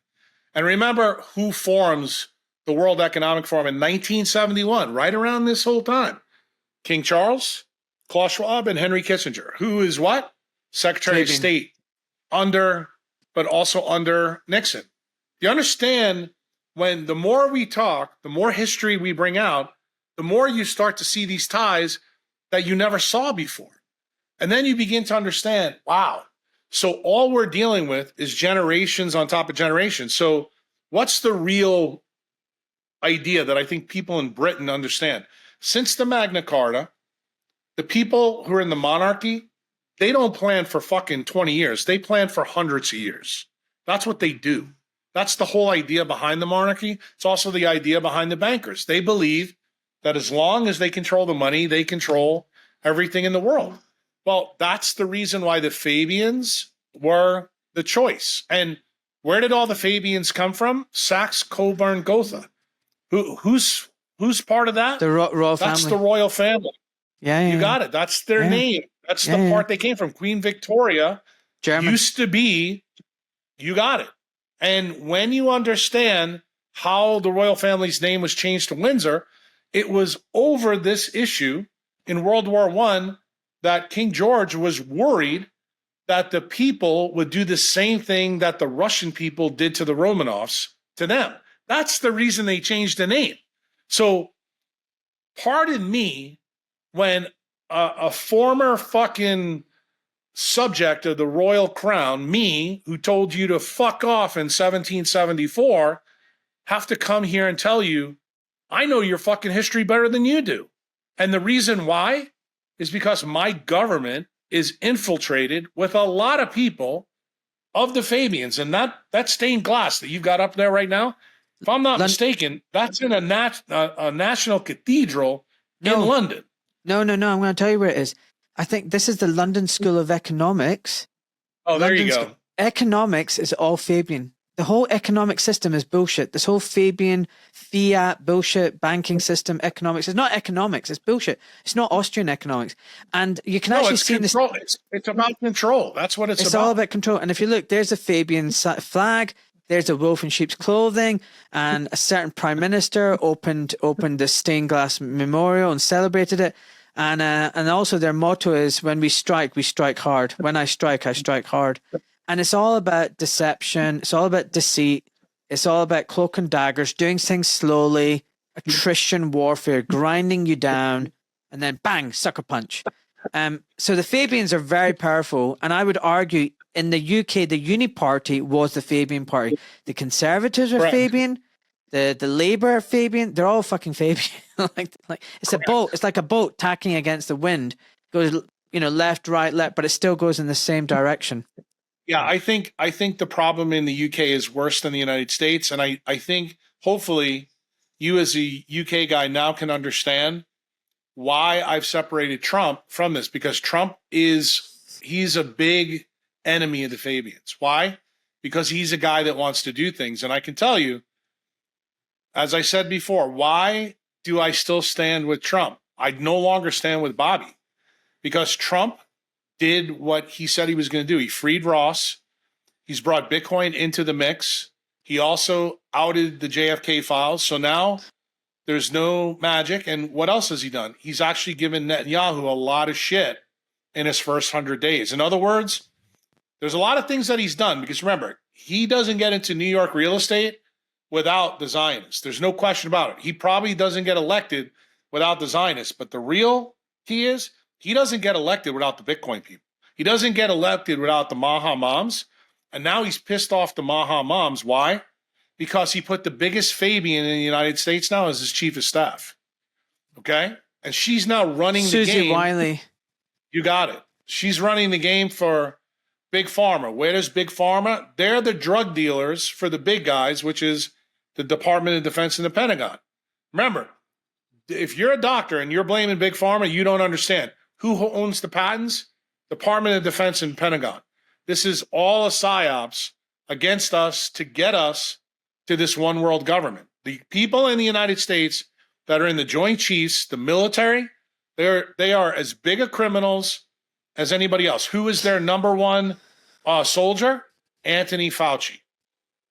Okay? Our knight in shining armor was supposed to be Bobby Kennedy at HHS. And, I was on TV, national TV, yesterday in the United States. And do you know what I said, Ahmad? You'll like this. What? I remember on February 8th, 1968, sitting in the Capitol Theater in New York City as a young kid watching the Planet of the Apes and seeing Charlton Heston pull his horse up and seeing the Statue of Liberty half covered with sand. Yeah, that's how I feel about Bobby. That's how I feel about Bobby Kennedy now. Like, we were promised something, and the United States, effectively, all the things in our Constitution have been destroyed because he's genuflected at the knee because they have some dirt on him. He should fucking burn the house down. That's what he should do, because I can tell you the technocrats are going to burn the bankers down with Bitcoin. But my concern now, did we just trade one devil for a worse devil? Okay, so Trump's got this Susie Wiley, and she's been fucking active for decades. She helped Reagan in the 1980s, Bush, whatever, the Republicans. She helped Trump. Spectacular at the job. She's spectacular. She helped Trump in 2016. She's the one that took DeSantis out of the race. Trump looked at DeSantis as his biggest weapon, and what did he do? Susie Wiles and Pam Bondi, who's the attorney general, took DeSantis out of the race completely. Yeah. I mean, that's the reason why both of them have a prominence in the administration. And I understand why Trump put her in. You have to realize something. Trump didn't know he was going to be able to become the 47th president. Susie Wiles guaranteed it. So did Pam Bondi. So if you want to know why they're in, that's why they're in. But here's the problem. When you have two Fabians in, then it begins to make you understand why what's going on in Maha is going on. Okay? Because how does Susie make all this money? How does Pam make all this money? What do you need to know across the pond? Because you don't know our laundry. Susie is the biggest lobbyist for Big Pharma, okay? She reps 74 different companies that she's registered with. And do you know that Pam Bondi was the attorney of counsel for Pfizer? No. Do you understand? Do you understand why this is a big issue? So Trump has to have allegiance to these two women because without them, he doesn't get in. But what is Trump doing? He's doing what he can do. Now, it doesn't mean that I'm ready to suck Trump off or anything else. What I'm telling you, I've said this very publicly. If Trump gave me Bitcoin, I'm good with him. He could fuck everything else up. Now, when he joined with Bobby, I was like, okay, I may get more. This may be the whipped cream and the cherry on top of the sundae. Now, little did I know that the people in the desert and the people in the intelligence agencies have some pretty good dirt on Bobby that he doesn't want out. I don't understand why he's pissed. He's 71 years old, short. I even think if a snuff film came out, Maha moms would give two fucks. Why? Because we are loading 25,000 kids a day with this jab in the United States. Like, we are killing the future. Like, you said something in the beginning of this podcast about time. There's no faster way to destroy time than to kill your children. And that's effectively what the inaction of Bobby, Callie Means, and everything else. Like, bringing Asim Malhotra was the biggest fuck you to Jack Kruse that you could ever imagine. Why? Because how did Maha start? It started with my law that I wrote for Bukele and gave it to Bobby. And that's why I have a say in this. I have a big say in this because I know how this all started. And to see how it's gone off the rails really pisses me off. And it's also the reason why on Twitter, you don't see me going, nuclear on Trump, because Trump has held the line. I think Trump has got to get rid of Susie and got to get rid of Bondi, but I don't know how long either one of them can hold on. And I will tell you, because of the fires that I've lit in podcasts, the times I've gone on TV, Susie Wiles is now beginning to take a lot of flack. She's getting pounded in the media. People now know she's a big problem. Okay, very quickly. Two things. Please be patient with me. So basically, Trump seems to be playing off both sides. He's in with the tech bros. He's in with Elon Musk and Peter Thiel. Vance is Peter Thiel's man, is his vice president. But he's also playing with the bankers and the Zionists. He's taking Sheldonson's money, Adolf Sheldonson's money, his wife, giving him billions, whatever. He seems to be in the pocket of the Zionists and the Fabians. Is he just playing off both sides, hoping that, he'll keep them both happy and he gets to keep his job? I think the answer was in Butler, Pennsylvania. The guys, the Zionists, they're the ones that gave him the ear cut. Like, you don't play ball, this is what's going to happen. Trump is doing everything he can do, but stay alive. And you have to realize. Do you actually believe that shot? I think that was totally fake. I absolutely believe it. Totally believe it. I believe that the bankers in Wall Street have tried to take him out because they know he is the biggest weapon against the Fabians. And just so you understand why remember, you're an orthopedic surgeon, I'm a neurosurgeon. And now we're going to talk doctor business. Your diagnosis, who's the vice president? Is it a Fabian or a technocrat? Technocrat. There's your answer, bro. Guess what? What's the best answer in the United States? You kill the president, you get your fucking worst enemy. That's the reason he picked J.D. Vance, bro. You got to understand. You're still playing fucking checkers. You're not playing chess. And I know that you're a good diagnostician, but you got to put, the bone tools down and start using that coconut to understand what really happens. Like, Trump has basically told the bankers, fucking kill me, okay? And you're going to get a worse nightmare. You're going to get a guy who's Peter Thiel's fucking wingman. Okay. Got it? Now stop 1 second. So again, be patient with me. Be nice, Uncle Jack. But basically, you just said, the intelligence agencies, DOD and everything, they're working with the bankers against Trump. But then equally, a lot of the technocrats and like Palantir, they've got all the contracts with the defense agencies and security agencies. So I don't understand. It all seems like they're all mixed together, melded, you know? They're not. They are mixed together, but they're not. You have to realize they're two sides, and they are wrestling for control. And what control? This is the idea. The Rothschilds and Rockefellers always believe if you control a country's money, you control the country. The technocrats have proven beyond a shadow of a doubt since 2001 that there's a big fallacy there. And do the bankers know they have a problem? That's why I told you the story about Meyer Lansky. Meyer Lansky was the first person that put a pin in their belief of infallibility. And now they know they have risks that they didn't plan for. And remember, Lansky used the Munitions Act against the bankers. That was the first generation of big tech. Big tech is morphed into the biggest monster you could ever imagine, a monster that I don't believe that even the intelligence agencies can stop. Okay? So the intelligence agencies might have funded and helped big tech in the beginning, but you now think big tech is now bigger than them. No, I think the power that big tech wields is off the chain. Like they can do the only thing that levels the playing field. If you want to know the Hail Mary for the bankers, it's a coronal mass ejection. They need to hope that the sun spits out a big solar flare. That ruins the game plan of the technocrats, which is part of the reason why the technocrats are building all these underground bunkers. It's the reason why there's underground bunkers everywhere in Israel, because they understand that. And remember, the technocrats, there's a big portion of them in Israel as well. They're also enemies of the bankers. And the problem is people of the world, like guys like you, people in Europe, they still want to just blame the Jews. You keep blaming the Jews, you're fucking making a huge mistake.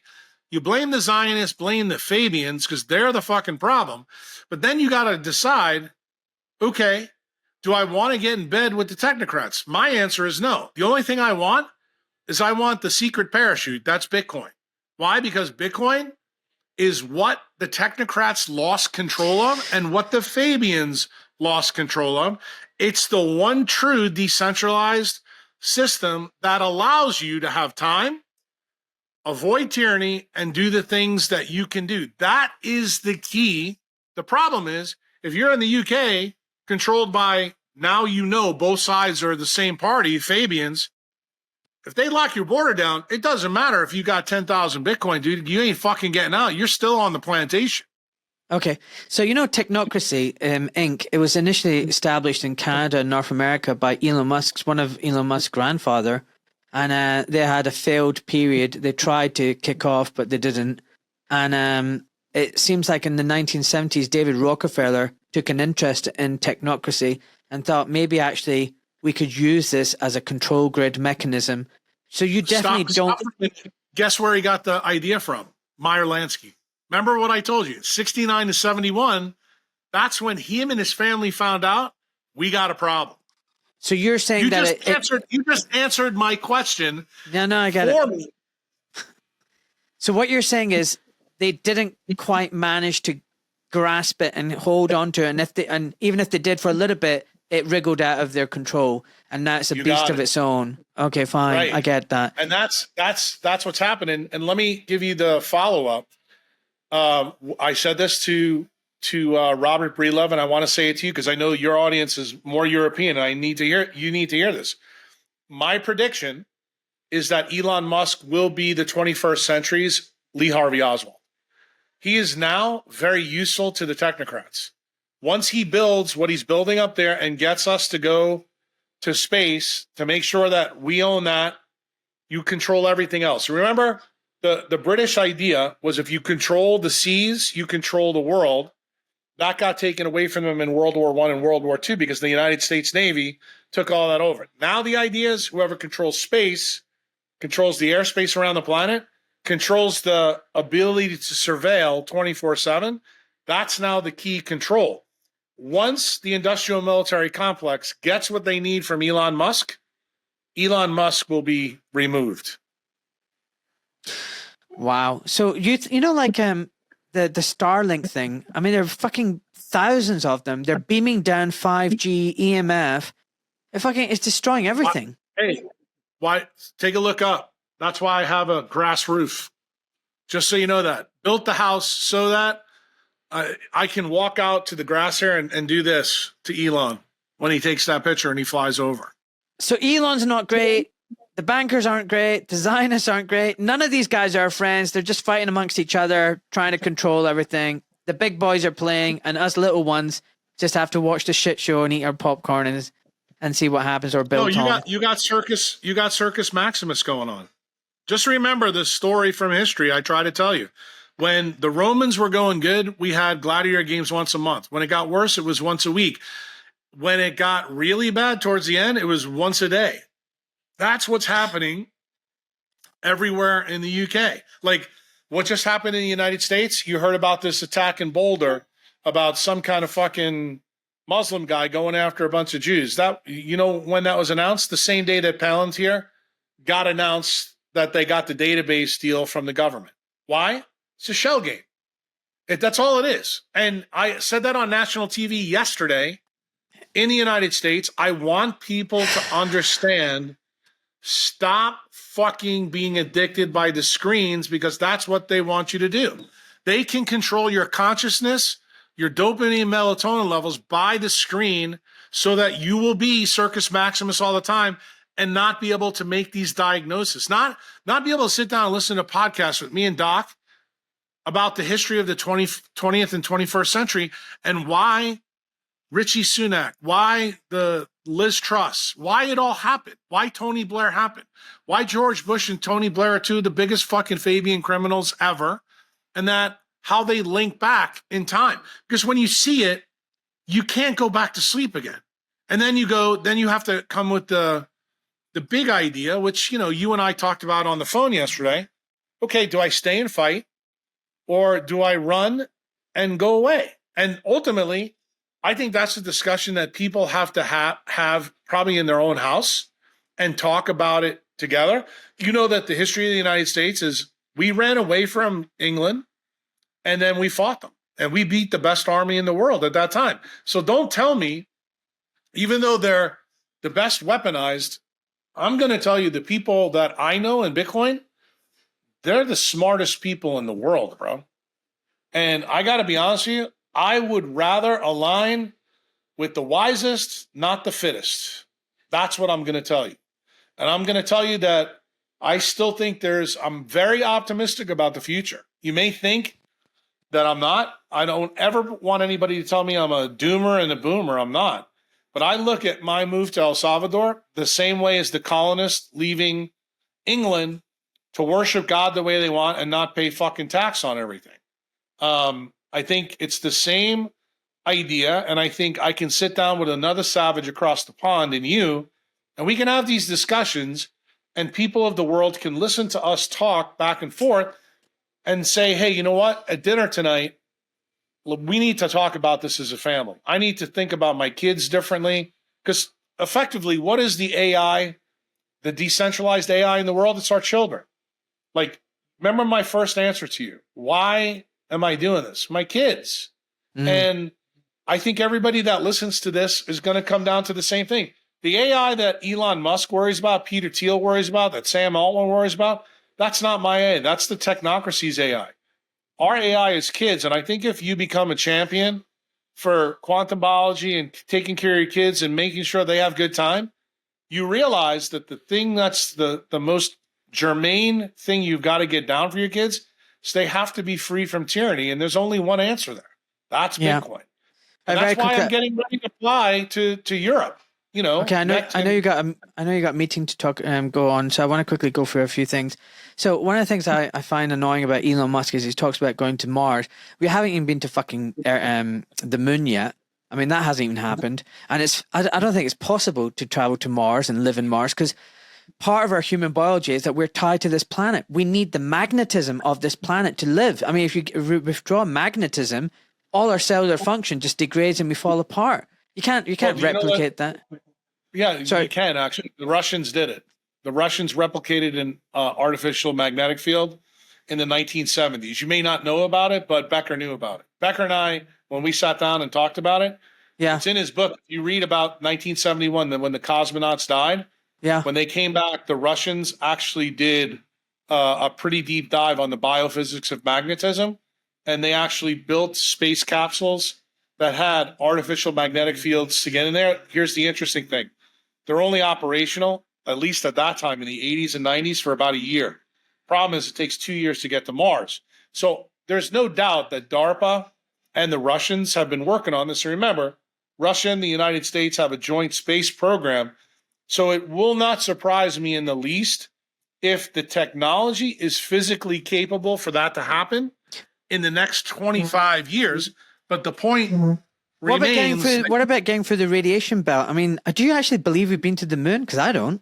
Yeah, we've been to the moon, and we can tell that we've been to the moon. Why? Because if you have a strong enough telescope, which I've done, you can see the fucking space garbage up on the moon. So Yeah, it's true. We've been there. But that's robotic. The real reason we need to get to the moon, you have to get to the moon to get to Mars. And do I believe that the real reason to get to Mars and the moon is a military issue that we've talked about controlling space? It has nothing to do with this whole Kumbaya thing about, oh, we're like Vasco da Gama and let's get to Mars first. No, I think the United States has put trackers up on Mars. We know what Mars is. To terraform Mars, which I believe can be done, would take astronomical amounts of money. And in my vernacular, the way I look at it, things are so bad in the United States now because of the bankers that you're 37 trillion in debt. You got to fix the problem on Earth before you can fix that problem. So in my opinion, the whole Elon Musk story is very much like Lee Harvey Oswald. Get the industrial military complex control of space, and you can play Rocket Man on the side. That will be what we put on the TV. But Elon Musk is throwing a little, how shall we say, stick of dynamite in their plan. When he bought Twitter, they didn't plan on that. And really, Twitter is a real problem for the industrial military complex. Why? Because while they can control it, it's now obvious post-COVID, if you try to control speech in the United States, people will lose their mind. And that's true both on the right and the left. People are now beginning to understand the full effect of, what the Rothschilds and Rockefellers did by buying off the media for 75 years. That censorship is a real big problem. And the fact that Musk is doing that, in my opinion, he bought Twitter as an insurance policy for his life. Do I believe that Elon knows that his life is at risk as a Lee Harvey Oswald guy? Yes, I believe he does.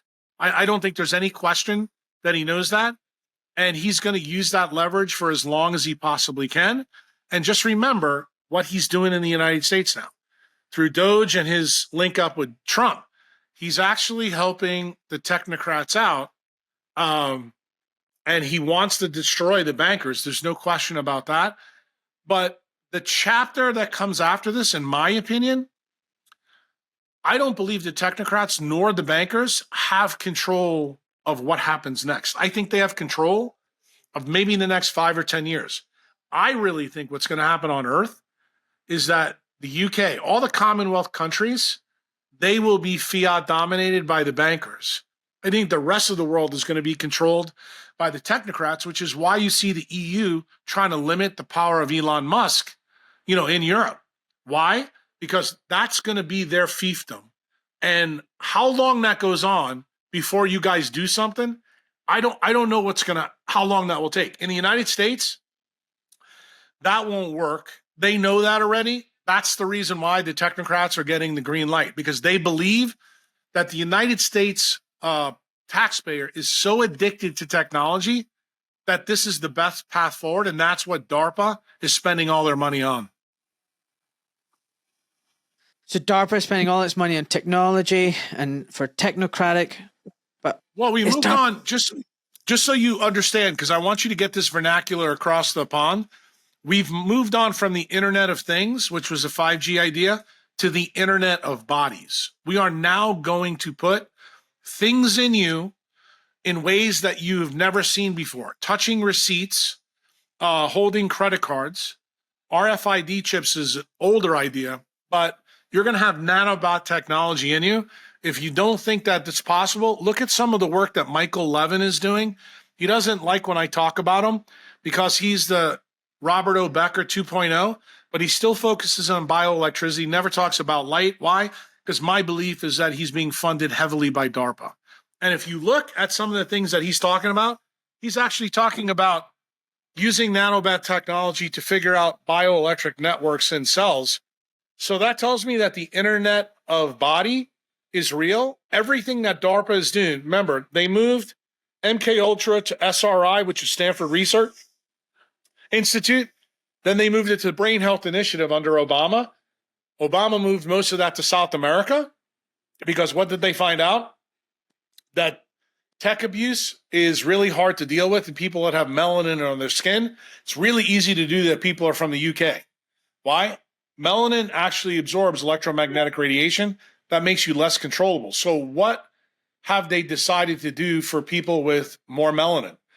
They need to put the technology inside of you so that they can connect directly that way through this, network that Elon Musk is helping them build. So how will they get in? That's the real problem with processed food. Processed food allows atoms to be placed in it that you don't know about. You eat them and then they self-assembly. You heard here in the United States, I did a big thread yesterday for the people when I went on TV. Self-replicating messenger RNA technology is now going to be placed in the food in the United States. Why is that the case? Because you can take atoms, put them in different places, and they self-assemble utilizing molecular resonance in the body, effectively making a semiconductor chip inside of you that will connect with devices all around you. People think that this is crazy talk. DARPA has been working on this for over 25 years. How do I know for that? Fuck's sake. I've been invited to many of these meetings about this. Peter Thiel's involved in this, okay? Curtis Yarvin of Urbit is involved in this. That's part of the reason I told you a little bit about that story when I went back to Portugal to give my decentralized medicine talk. That talk in Portugal had over 3 million views. Right after that, Curtis Yarvin decided to come back into Urbit after being out of the mix for 7 to 10 years. What does that tell me? That this computer network, when you put these things in people, they need the best software developers in the world to make sure they can knock out all the kinks. That's actually the state that we're in right now. We are at the randomized control clinical trial state of the Internet of Bodies. Okay? We're way past your washing machine and your refrigerator now. Now we're on to how can we do this to your kids as soon as they're born? And that's the reason why we've got the 72 shots in 6 years in the United States, because vaccines is one way to do it. Supplements is another way. Processed food is another. If you want to understand why they're going after the food supply, now you can understand why. Because they want access to your food so they can load it with the things where they can put these self-assembly programs in the food before you buy the food at the market. Okay, so very quickly, do you think the bankers want depopulation because that's what fixes their Ponzi fiat scheme, but the technocrats they want it for the same reason. The bankers and the technocrats, this situation is in unison. It's easier to control 3 billion people than 8 billion people. That's the reason why. So you think depopulation is both on both sides? So it's a real thing? Yes, absolutely. No question. How could you look at COVID and not look at that? Like this self-amplifying messenger RNA technology that just got approved. I mean, Bobby Kennedy and Macari just approved it. I mean, I can understand Macari. He's a cancer surgeon because that's an annuity for the rest of his life. But Bobby Kennedy, bound for this. I mean, you basically, if you look at the SV40 spike in the United States over 50 years, I can only imagine how big the spike for all this new shit's going to be from COVID on.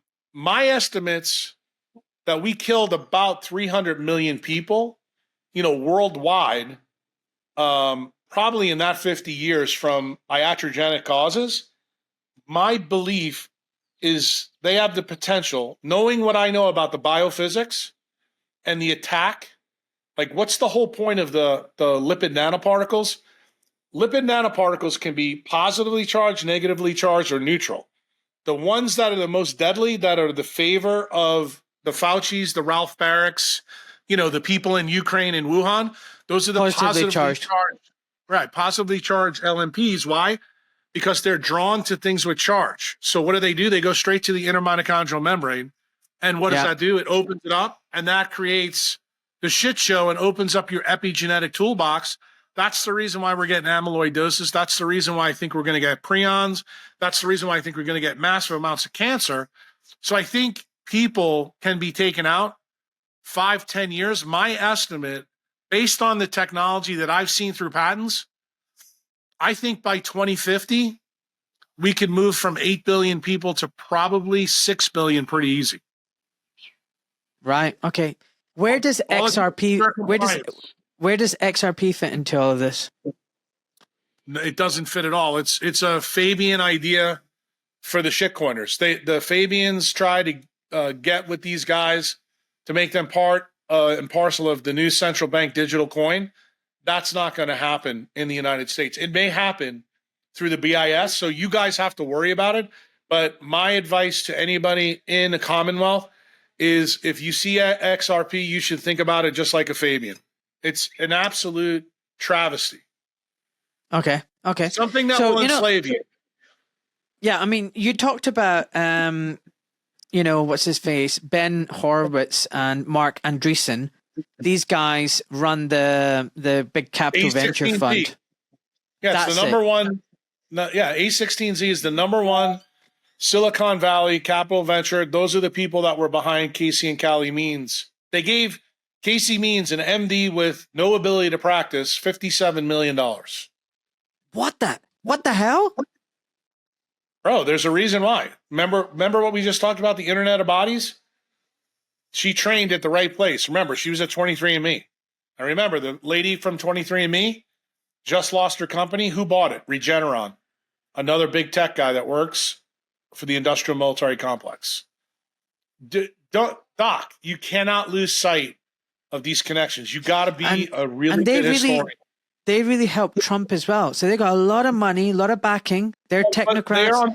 They're on the crypto side. Remember, in Bitcoin, and I try to teach you this, crypto and Bitcoin are not the same. It's like Jews and Zionists aren't the same. That's why. Just ask me about XRP. XRP is the Zionist. Bitcoin is the Jew. Got it? And you need to keep that. You need to keep that in mind. So anything A16Z is slinging Bitcoin and slinging the shitcoins. The shitcoins are what giving them the power inside of Washington, D.C. So you have to realize the Susie Wiles of the world, the Defense Department, the DOD, and the Pentagon.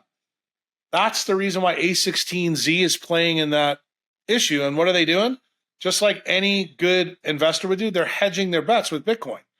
And that's exactly what Trump is telling Americans, that we're going to prop up the U.S. Treasury market with Bitcoin. In other words, it gives a failing currency longer runway to run, because if you do back the American dollar with Bitcoin, American dollar is not going to fail anytime soon, because Bitcoin is going to power this whole thing.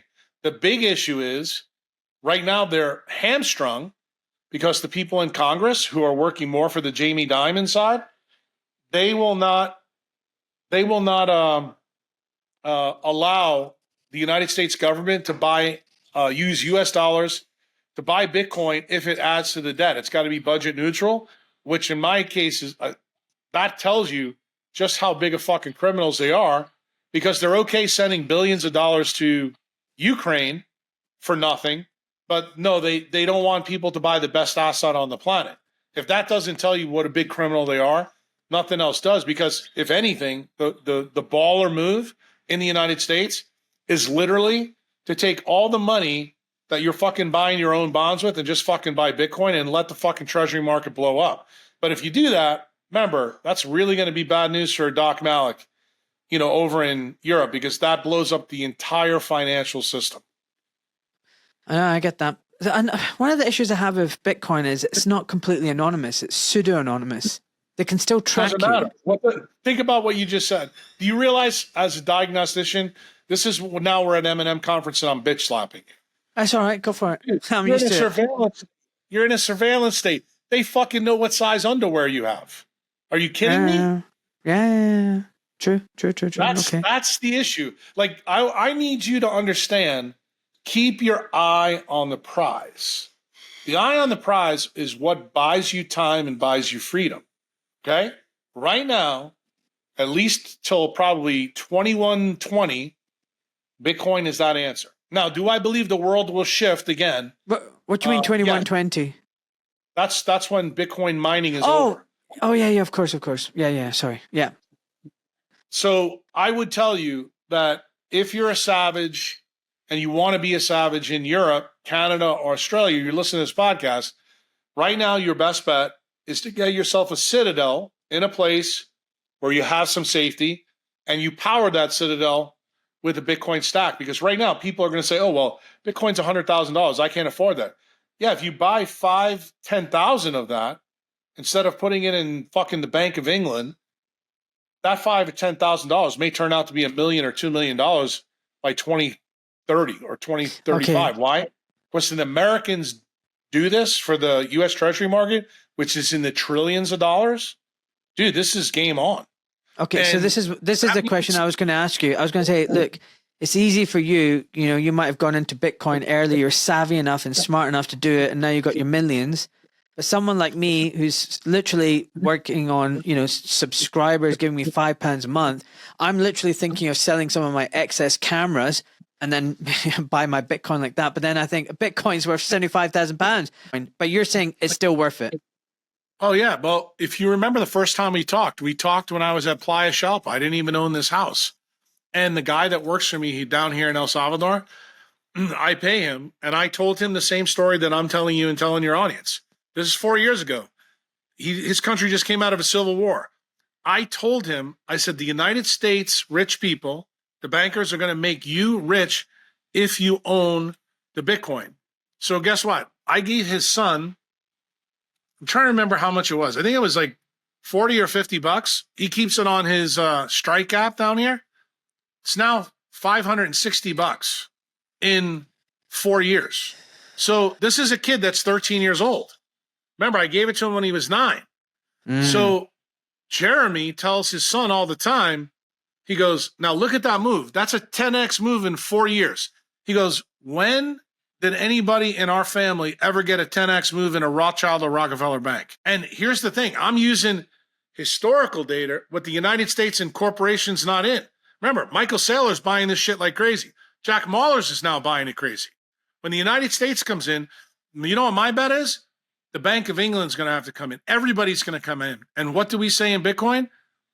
You get Bitcoin at the price you deserve. So if you want to drag your feet, you're going to have huge opportunity costs. And look, you're the one guy that I told this story to the first time we met. And I know that you didn't understand why I was leading you with the Bitcoin story, because as a doctor, I was afraid you're going to lose your livelihood by what was getting ready to happen. And I was right.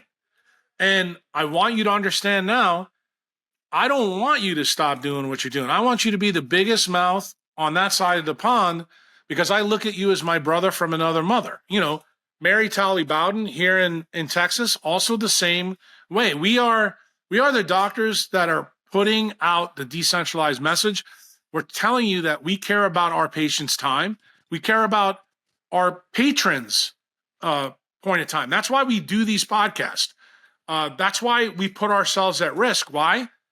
Because Peter McCullough got on fucking national TV the other day and pissed me off so bad. And I admonished him yesterday on TV. I'm going to admonish him here.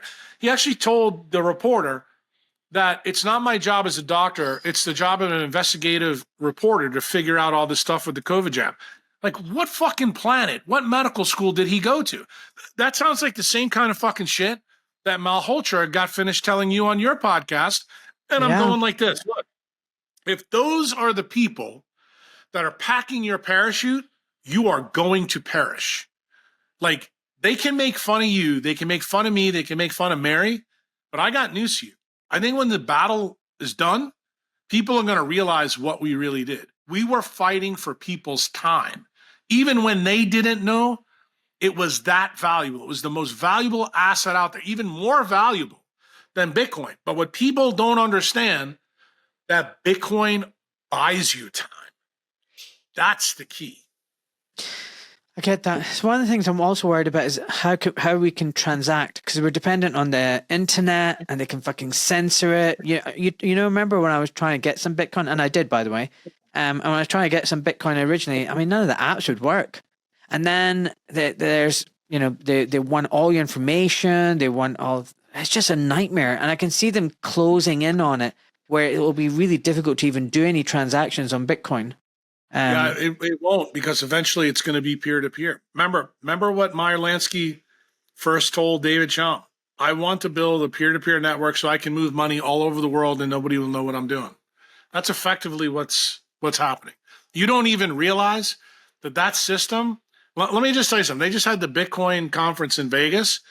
You had politicians. You had Trump's kids there saying, we get it. We get it loud and clear now. These were people that weren't Bitcoiners 5 years ago. I'm getting ready to go to Bitcoin Prague, where all the communists in Europe are having the biggest fucking European Bitcoin meeting in Prague. And to be honest with you, I think their meeting is better than the meetings we have in the States. Why? I didn't realize until I went there last year how much these people hate centralization. Why? Because they used to be communists. And I even said to the organizer, Matthias Kucher, I said, bro, you need to take this on the road and do this in the UK, because I think when people begin to understand truly what the ethos of Bitcoin is, it's the anti-Fabian money. It's the anti-slavery money. It allows Doc Malik to tell you the truth about the Fabians in the NHS, about the Asim Malholtras of the world, about the people that harmed us with this jab, about, you know, the Richie Sunaks, the Liz Truss, the Starmers. Like, we need people out there to tell people the truth. And the people who listen to this, I'm going to say this again, because I've said it a couple of times. You need to understand the ethos of a Bitcoiner. I don't want you to believe anything Doc Malik and I said on this podcast, but I would like you to verify. And once you verify enough of what Uncle Jack's telling you, then it becomes incumbent upon you to jump. I'm going to show you something. You have to jump without wings. So in my house, see that sign up there, that statue? That's a guy on the wall jumping off the edge with no wings. And what you find out, that's what you did in medicine. That's what I did in medicine. That's what I did when I started buying Bitcoin. Did I know everything that I know today? No. Just like when I talked to you the first time, you didn't know everything either. But now you decided, okay, I'm going to give crazy a try and see how this goes. Because guess what?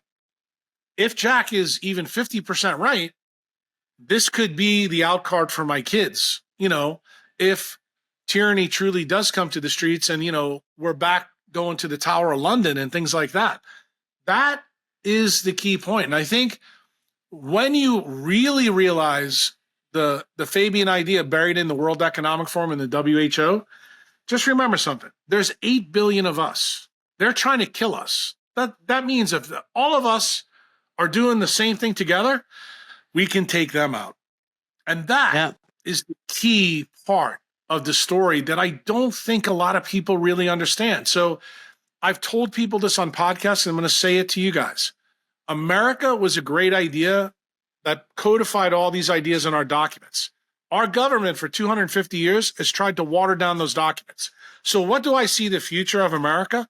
The future of America is happening right in front of your face watching this podcast. Why?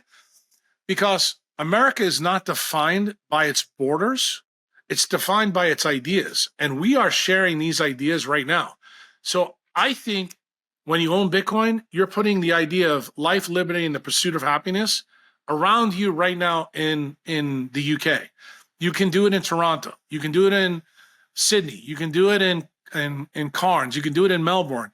The point I'm trying to make to you is they're not going to be able to stop us from communicating and doing podcasts and sharing our ideas. I told Marty Bent this the other day, and I'm telling you, when you ask me the question about transactions, there's going to be Bitcoiners that you're going to buy beef from. There's going to be Bitcoiners that you're going to buy water from. Why?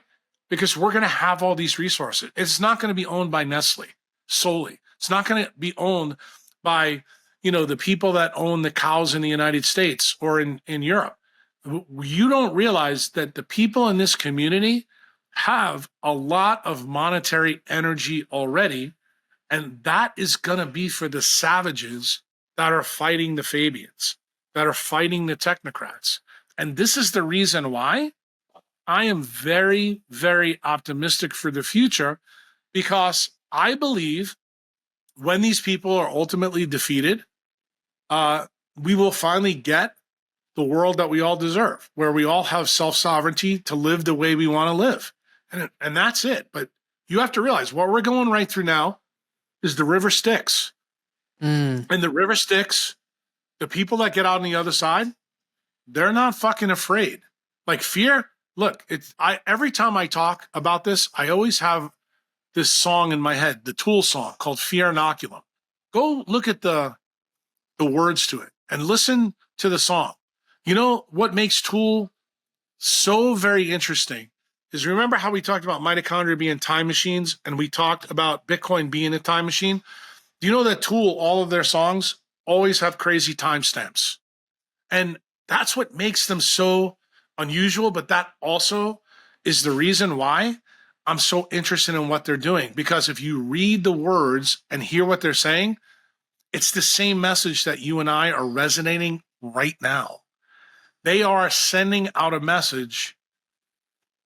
Savages need to unite. And the way we first unite is through Bitcoin. And then what happens then?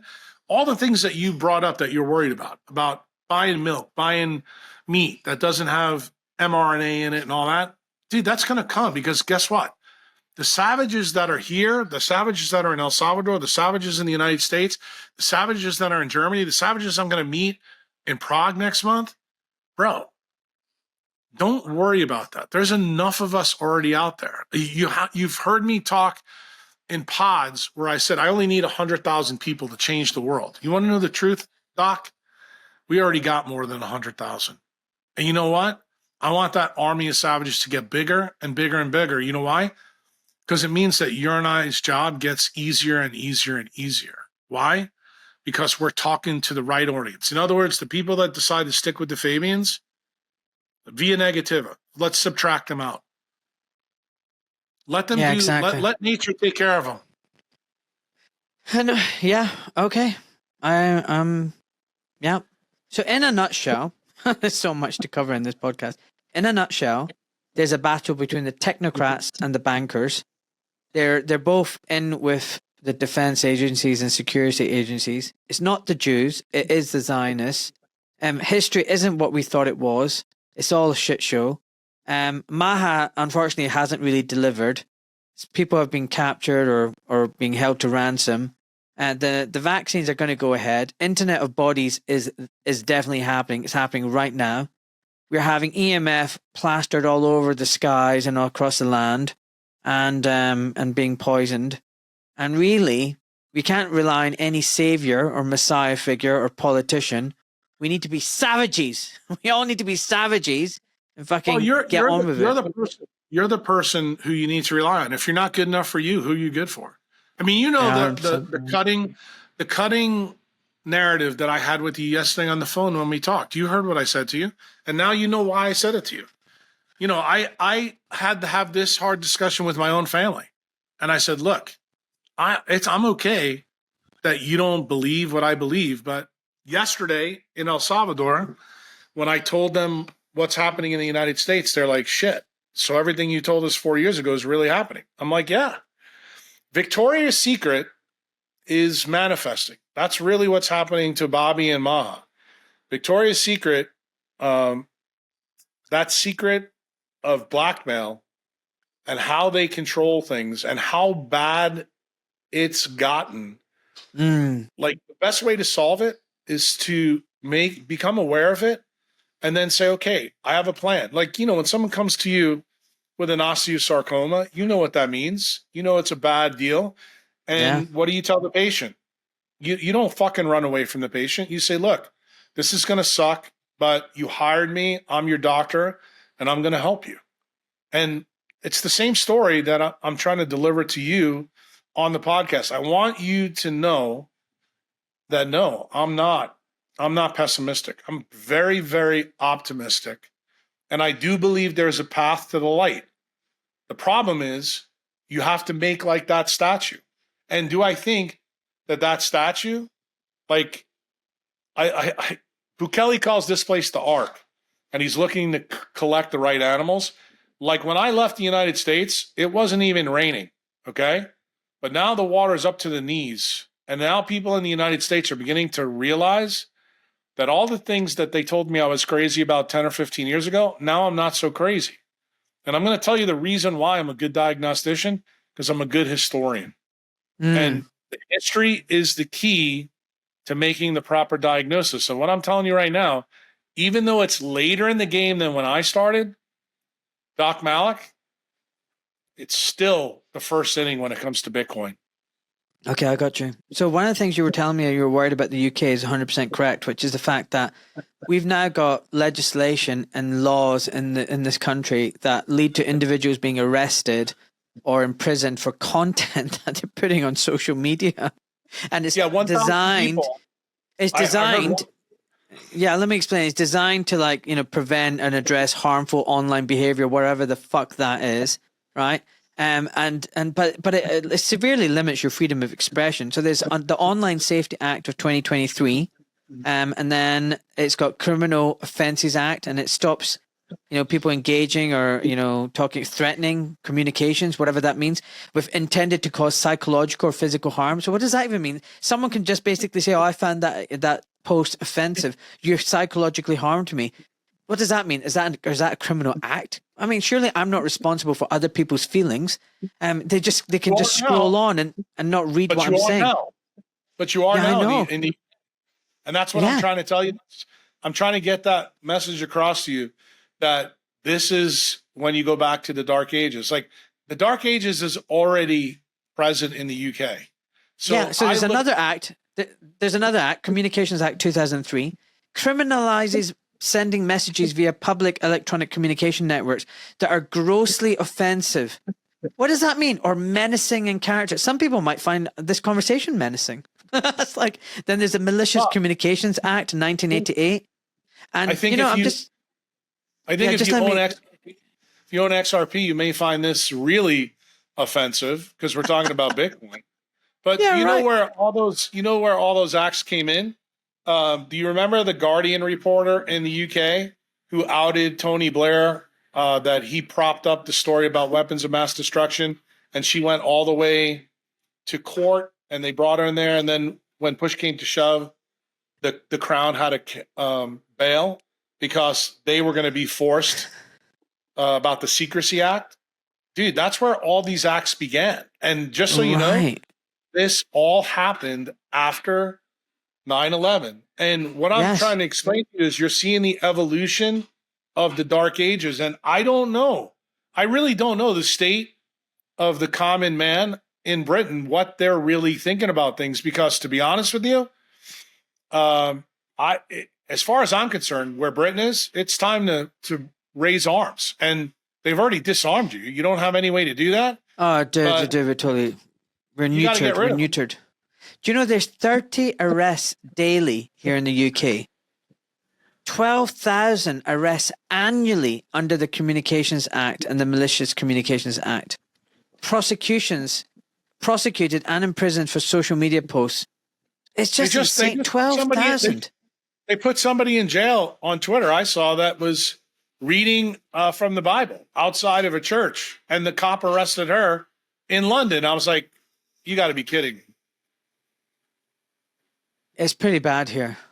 It's pretty bad.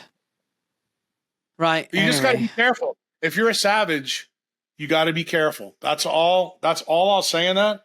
But remember, every time they arrest somebody, what you should do is buy 100 pounds of Bitcoin. You do that, I got news for you. You'll be all right.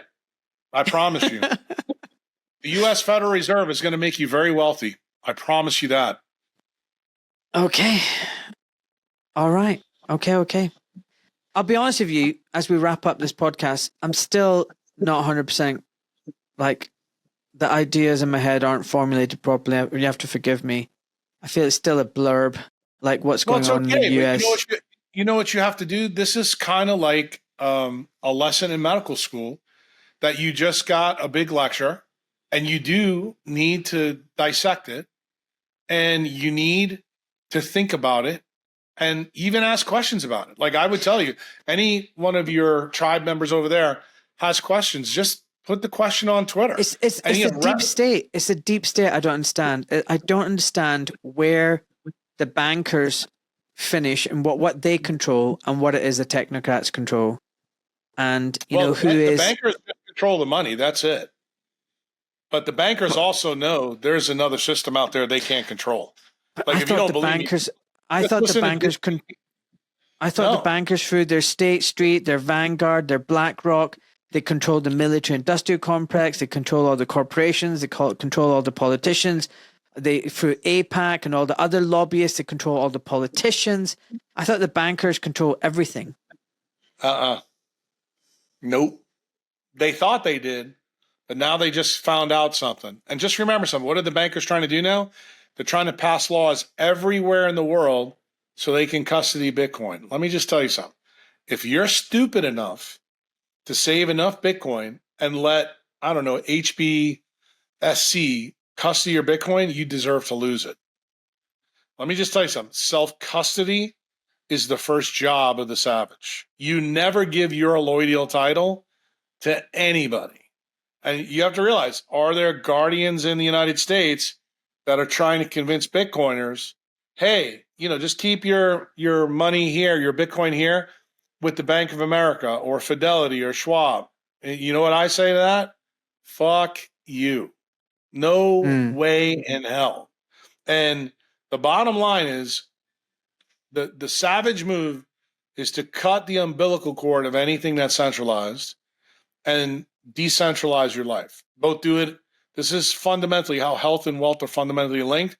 Why? Because it needs to buy you time. If you do that and you stay on that path, like every decision that comes to your family at the dinner table, when you're all sitting down, the answer should always be a decentralized answer. There'll be certain times where you have to take a step back and maybe make a centralized choice, but you know what you should do? You should wall off that risk in that family member. Do not spread the risk to your kids or yourself. Because if you do that, you're making a mistake. And guess what? Will the state use the family unit against you? Yes, they will. They've already done it. They've showed you that they'll do it. So what you need to do is you need to begin to play 4D chess on them. And I have to tell you, the Bitcoiners, dude, they're spectacular chess players. Love it. Okay, listen, my friend. Last question of the day. You're on your deathbed. What words of wisdom are you going to give to your daughter and son?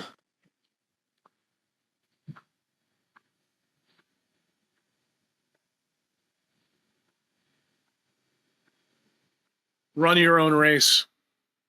Never run anybody's software program but your own.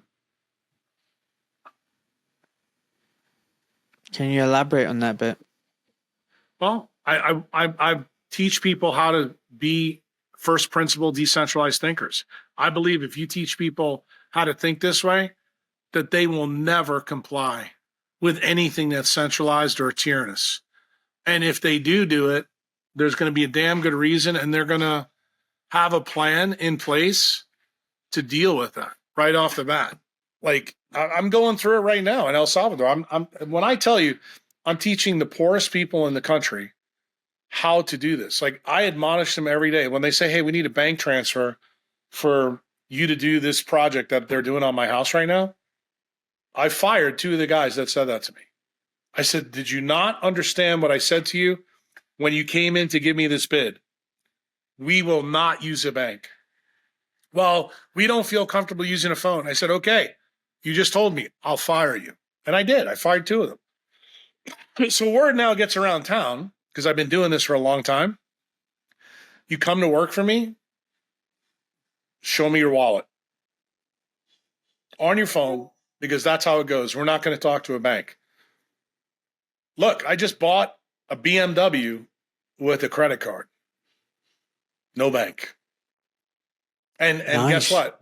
Did I buy a truck the same way? Yes. I couldn't buy the truck I wanted, so I wound up having to buy a truck from China because they took the credit card.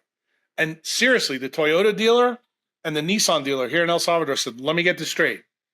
You're willing to buy another company's product that's probably not as good as ours, which I argued with him, and I'll tell you why. I said, absolutely. And he goes, you know what he said to me? He goes, thank God there's not more people that think like you. and then you know what I did to the guy? What? We drove to the Nissan dealer, and I opened the Chinese truck up, and he looked at it. He goes, God, this is really nice. And I said, look what it says on the door handle. Engine made by Nissan. How do you like that? So I told him, I do have a Nissan. The only thing that's different is the outside is different. I said, that's the same story that the Fabians used with Hitler. When you opened up the SS tanks, you saw GM and Ford underneath it. Like, when I tell you that you have to be wiser, it's no longer survival of the fittest, my friend. Survival of the wisest. And you have to be able to show your conviction to people. And do I believe that I've been doing this for my kids? So that's the reason why when you asked me the question, I told you my answer. Because every time you live by someone else's rules, you lose sovereignty. Live by your own rules, build a life on your citadel where you can live as a free man. Like, there's a famous guy in New Hampshire that said this because of you guys over there. Live free or die. And ultimately, I think I've reconnected with the patriots that came over from Britain and built the United States to what it is. We've lost our way. Be sure, for 250 years, we're no longer the Minutemen in Boston. We're pretty soft as far as I'm concerned. But the hardest of the soft, they have a name.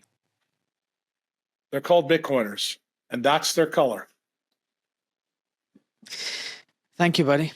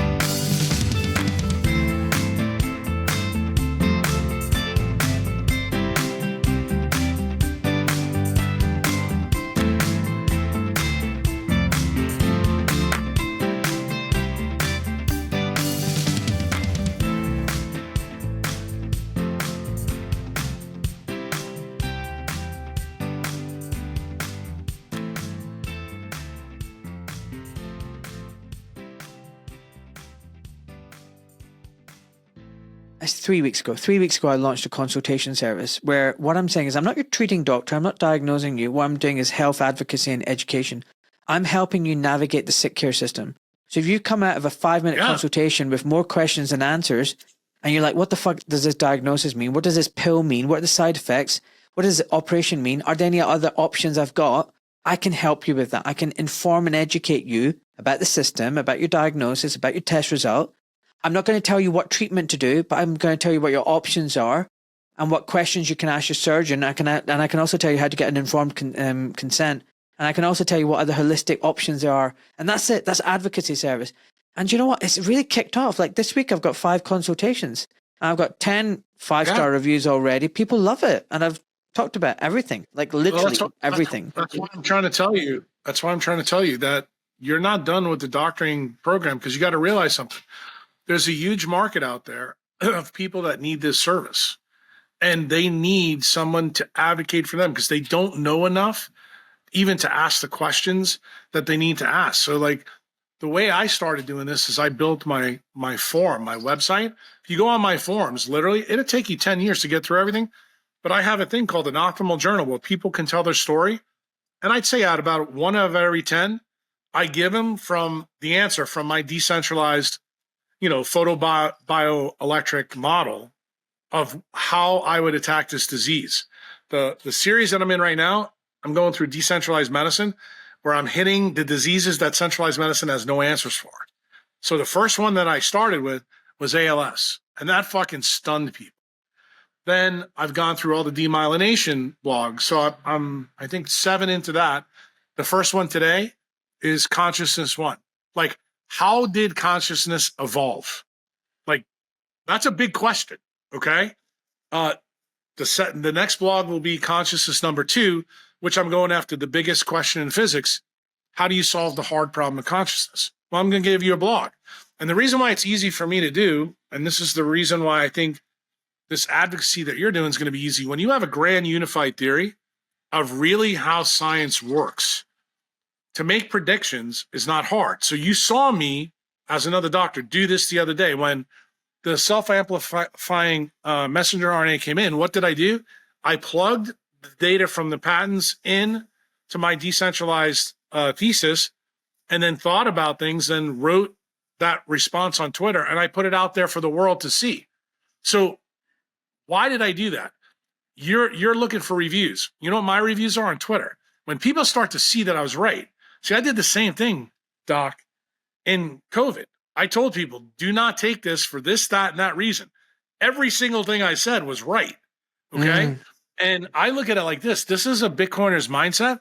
If you tell people the truth and they know you tell them the truth, that's how you build up your trust. And then people will say, okay, when I have a snotty nose, or I need to have my femur set, or I got to have a subdural, I'm going to ask Jack this question. The problem is you got to be really careful. At least I do, because of Mary Talley Bowden. Why? Because the Texas Medical Board went after her for some bullshit.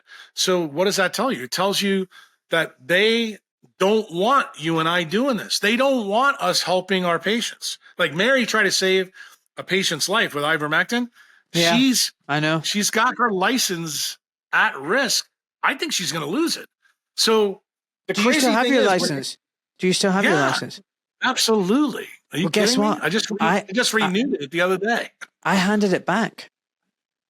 I handed back okay. my license. I said, fuck you, take your license. I'm never prescribing again. I'm never going to be. And that's even what I'm offering now I'm not doctoring. I'm not diagnosing and treating. I'm just a health advocate. I'm an educator. But you don't realize what you're doing, though, is you are doctoring. And that's a good thing, because you know what being a doctor is? It's being a teacher.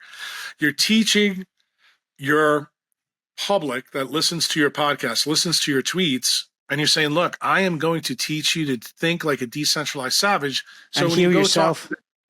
Right, exacto. That's the whole point. In other words, there is a software program inside of you that you can use to get healthy. And yes, sometimes it's going to take you on pathways that, completely go against everything that they taught you. Listen, in medical school. I forgot to ask you something because we got so stuck in all the other stuff. But I love the fact you have a go at the influencers and you go like, the supplements and the this and the that. And they don't really talk about vaccines. They don't talk about this. But what are your top tips about getting health? Like ever since I've spoken to you and met you, I'm being serious. I'm out in the garden. I'm grounding. I have my top off, even if it's a cloudy day.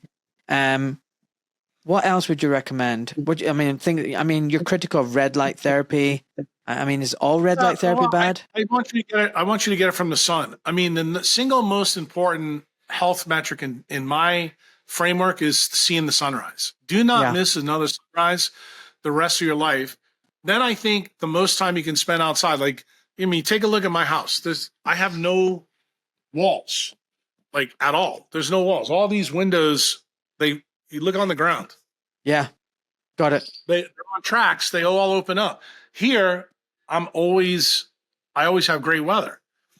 So the other thing that I tell people like to do is the advice that I would give in the UK is different because you don't have the weather here. So cold thermogenesis is one of the single best things that you can do if you're in the UK. Why? Because in my framework, that stimulates endogenous light production from mitochondria, from your blood, and from DNA to signal light inside of you, which are called ultra-weak biophotons. That actually ties to the absorption and emission spectra of all the chemicals you and I learned in biochemistry. So you can use the light that you create inside to actually heal you when the light outside isn't present. So that's probably the big addition for high latitude. And so this, Doc. I did a podcast with a guy from your neck of the woods. I think he was from Scotland. His name is Aubrey something. But he had a kilt, which was fucking hilarious. And we did a podcast. His kid was like 22 years old. And it was all about what are the things to do for high latitude living. Yeah. And it was a very interesting podcast because this kid wasn't really famous, but my nurse said, she goes, look, this kid is young. He's got some issues and he lives at a high latitude and he really wants to just focus in on all the things that you would tell somebody to do who lived at a high latitude. And the reason why I'm interested in this, because my people come from the 59th latitude. So I'm able to now do things here. Why? I kind of did what Lavoisier did with the barber surgeons when he was trying to find oxygen. You can change your haplotype when you're in a different environment. And the thing is, people don't realize that. And people also don't understand, like, European haplotypes, which is what's present. All your patients up there are all uncoupled. They're H, Ks, and things like that. Those are the people that are most at risk for getting sick. The people that are tightly coupled, which are L0s, 1 and 2, they're in equatorial Africa. They don't get those same diseases. It's also the reason why when they go run a marathon anywhere, they kick everybody else's ass. When you realize that coupling efficiency can be changed by the environment, like the thing that you told me you were doing in the garden and going outside without your shirt on, you're effectively changing your haplotype by doing that. When you use cold thermogenesis, you're doing the same thing. I have a cold bath every morning. But people forget that the guy that came up with the haplotype idea, which is Doug Wallace, he's the leader in mitochondrial medicine. You don't realize that it's the environmental EMFs that gave us all these numbers as humans spread out from Africa. So it's an EMF story. So when you think about, okay, does this mean that central London is different than the top of Scotland? Yeah, of course. The zip code is totally different. The quantum yield is different.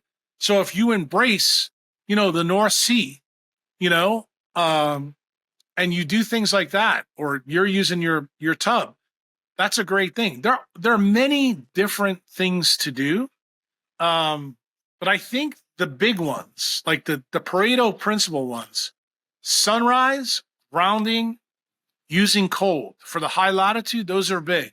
Now, if you have specifics tied to, say, your own biology, like guy like you're not originally from the UK, clearly. So there would be things that I would tell you to do because you need more light. So, for example, I know the laws have changed in Britain around tanning beds, but for you, I would probably tell you to get either a tanning bed, even though they're underpowered in the UK, only UVA. It's smart, but I would use a red light with it to augment it. What else could you do? Be even craftier. Go to the pet store and use a reptile bulb. Why? Reptile bulb has UVA and UVB. They're not limiting that in the UK because anybody who's got a snake, they got to have that bulb. Otherwise, the snake doesn't go. You can basically buy a whole bunch of those and build your own solar panel in your house, put it on the back of your door, and just make sure, that you don't burn your house down because those bulbs get really fucking hot, and you'll figure that out through trial and error. But if you're crafty enough, you can do a DIY light panel that actually helps you and your dark skin so that you don't fall prey to some of the diseases that, people in Scotland fall prey to. And, like high blood pressure being one. I mean, the story about Richard Weller. He's a dermatologist over from your neck of the woods. He's famously told people, he's the only dermatologist I know in the UK that actually told people, if you want to lower your blood pressure, go get in the sun. Anytime the sun comes out in Hyde Park, run to it. So not all the dermatologists are assholes. Even some of the ones in the UK get the story out. But do I think that we need to do a better job teaching people? And I think through your advocacy program, I think it's wonderful that you did that. And what I really think you should do is through the advocacy program, you should tell people, like, just for argument's sake, I'm going to give you an idea. If your consultation fees say, I don't know, £100, tell people in Britain, if you pay me in Bitcoin, I'll do it for £70. The reason why, what are you doing there twofold? You're getting Bitcoin, that's big, but you're also motivating the savages you're trying to help getting Bitcoin too. So you just build the Bitcoin army even bigger. Okay. And if you think about what we just talked about on the first podcast, so just so you know, that's what I do with my tribe. If you pay me in Bitcoin, I give you a huge discount. I'll give you another one. I sold a beach house in the United States at a 50% discount for Bitcoin. Oh, wow. You know, the person that bought the house, they came up to me, they're like, can I just buy the house for fiat money with this? I said, no. And literally the funniest part, the brother winds up coming in and buys the house for Bitcoin. What did he do? He signed up with one of the places, got the money in Bitcoin, and then transferred it to me. And I said, now make sure you go tell your brother the deal. I'll give you another example. Here in El Salvador, my lawyer in El Salvador has a brother named Sergio who works for Google in the United States. He's Salvadorian, but he works for Google. He built this beautiful beach house in a place here called Xanadu. Before I bought this house, I offered him Bitcoin to buy the house. He turned it down.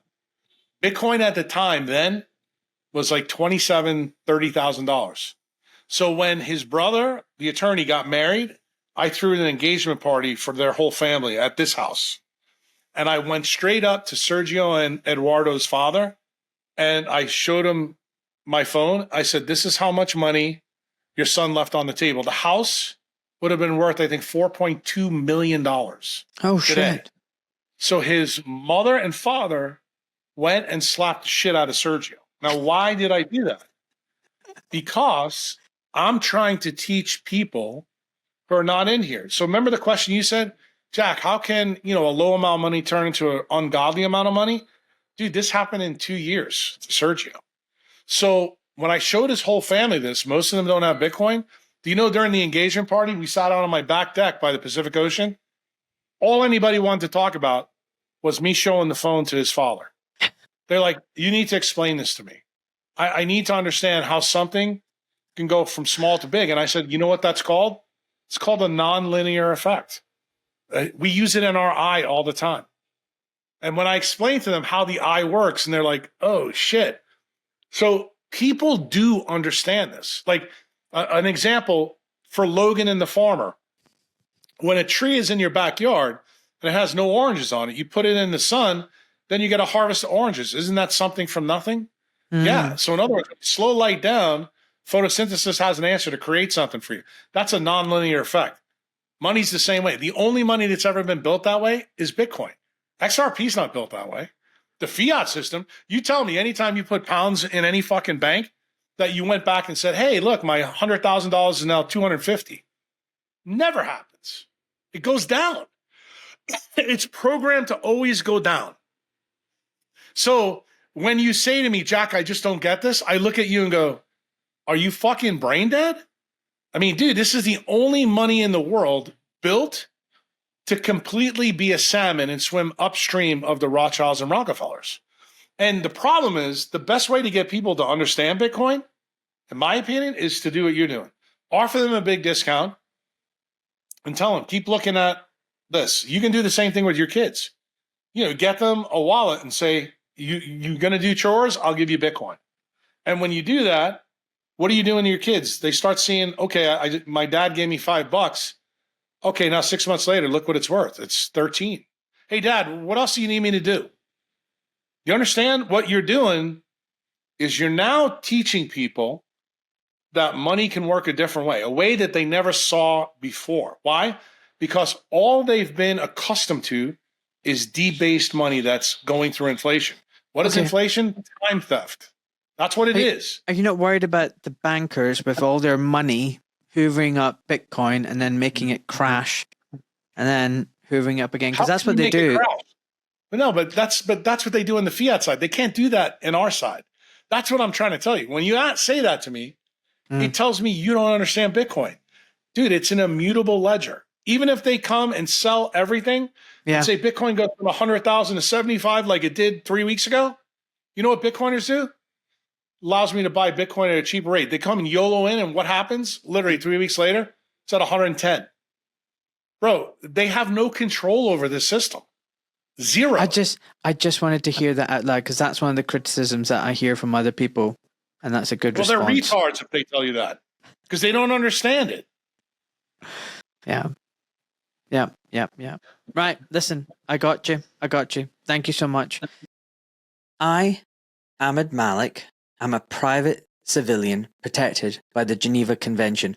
My Substack, social media posts, and podcasts are my personal experiences, observations, and opinions. This information is for educational purposes only. Although I am a doctor, I am not your doctor, and I am not providing medical or legal advice to you or to the wider public. I am not licensed or registered with the GMC or any other licensing board.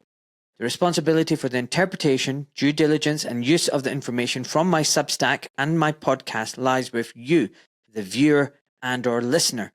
Please do your research and use your discernment. It is not my intention to harass, intimidate, offend, defame, conspire, blackmail, coerce, or cause anxiety, alarm, or distress to any man or woman, and the information presented here is done so with peaceful and honourable intentions. Enjoy, folks.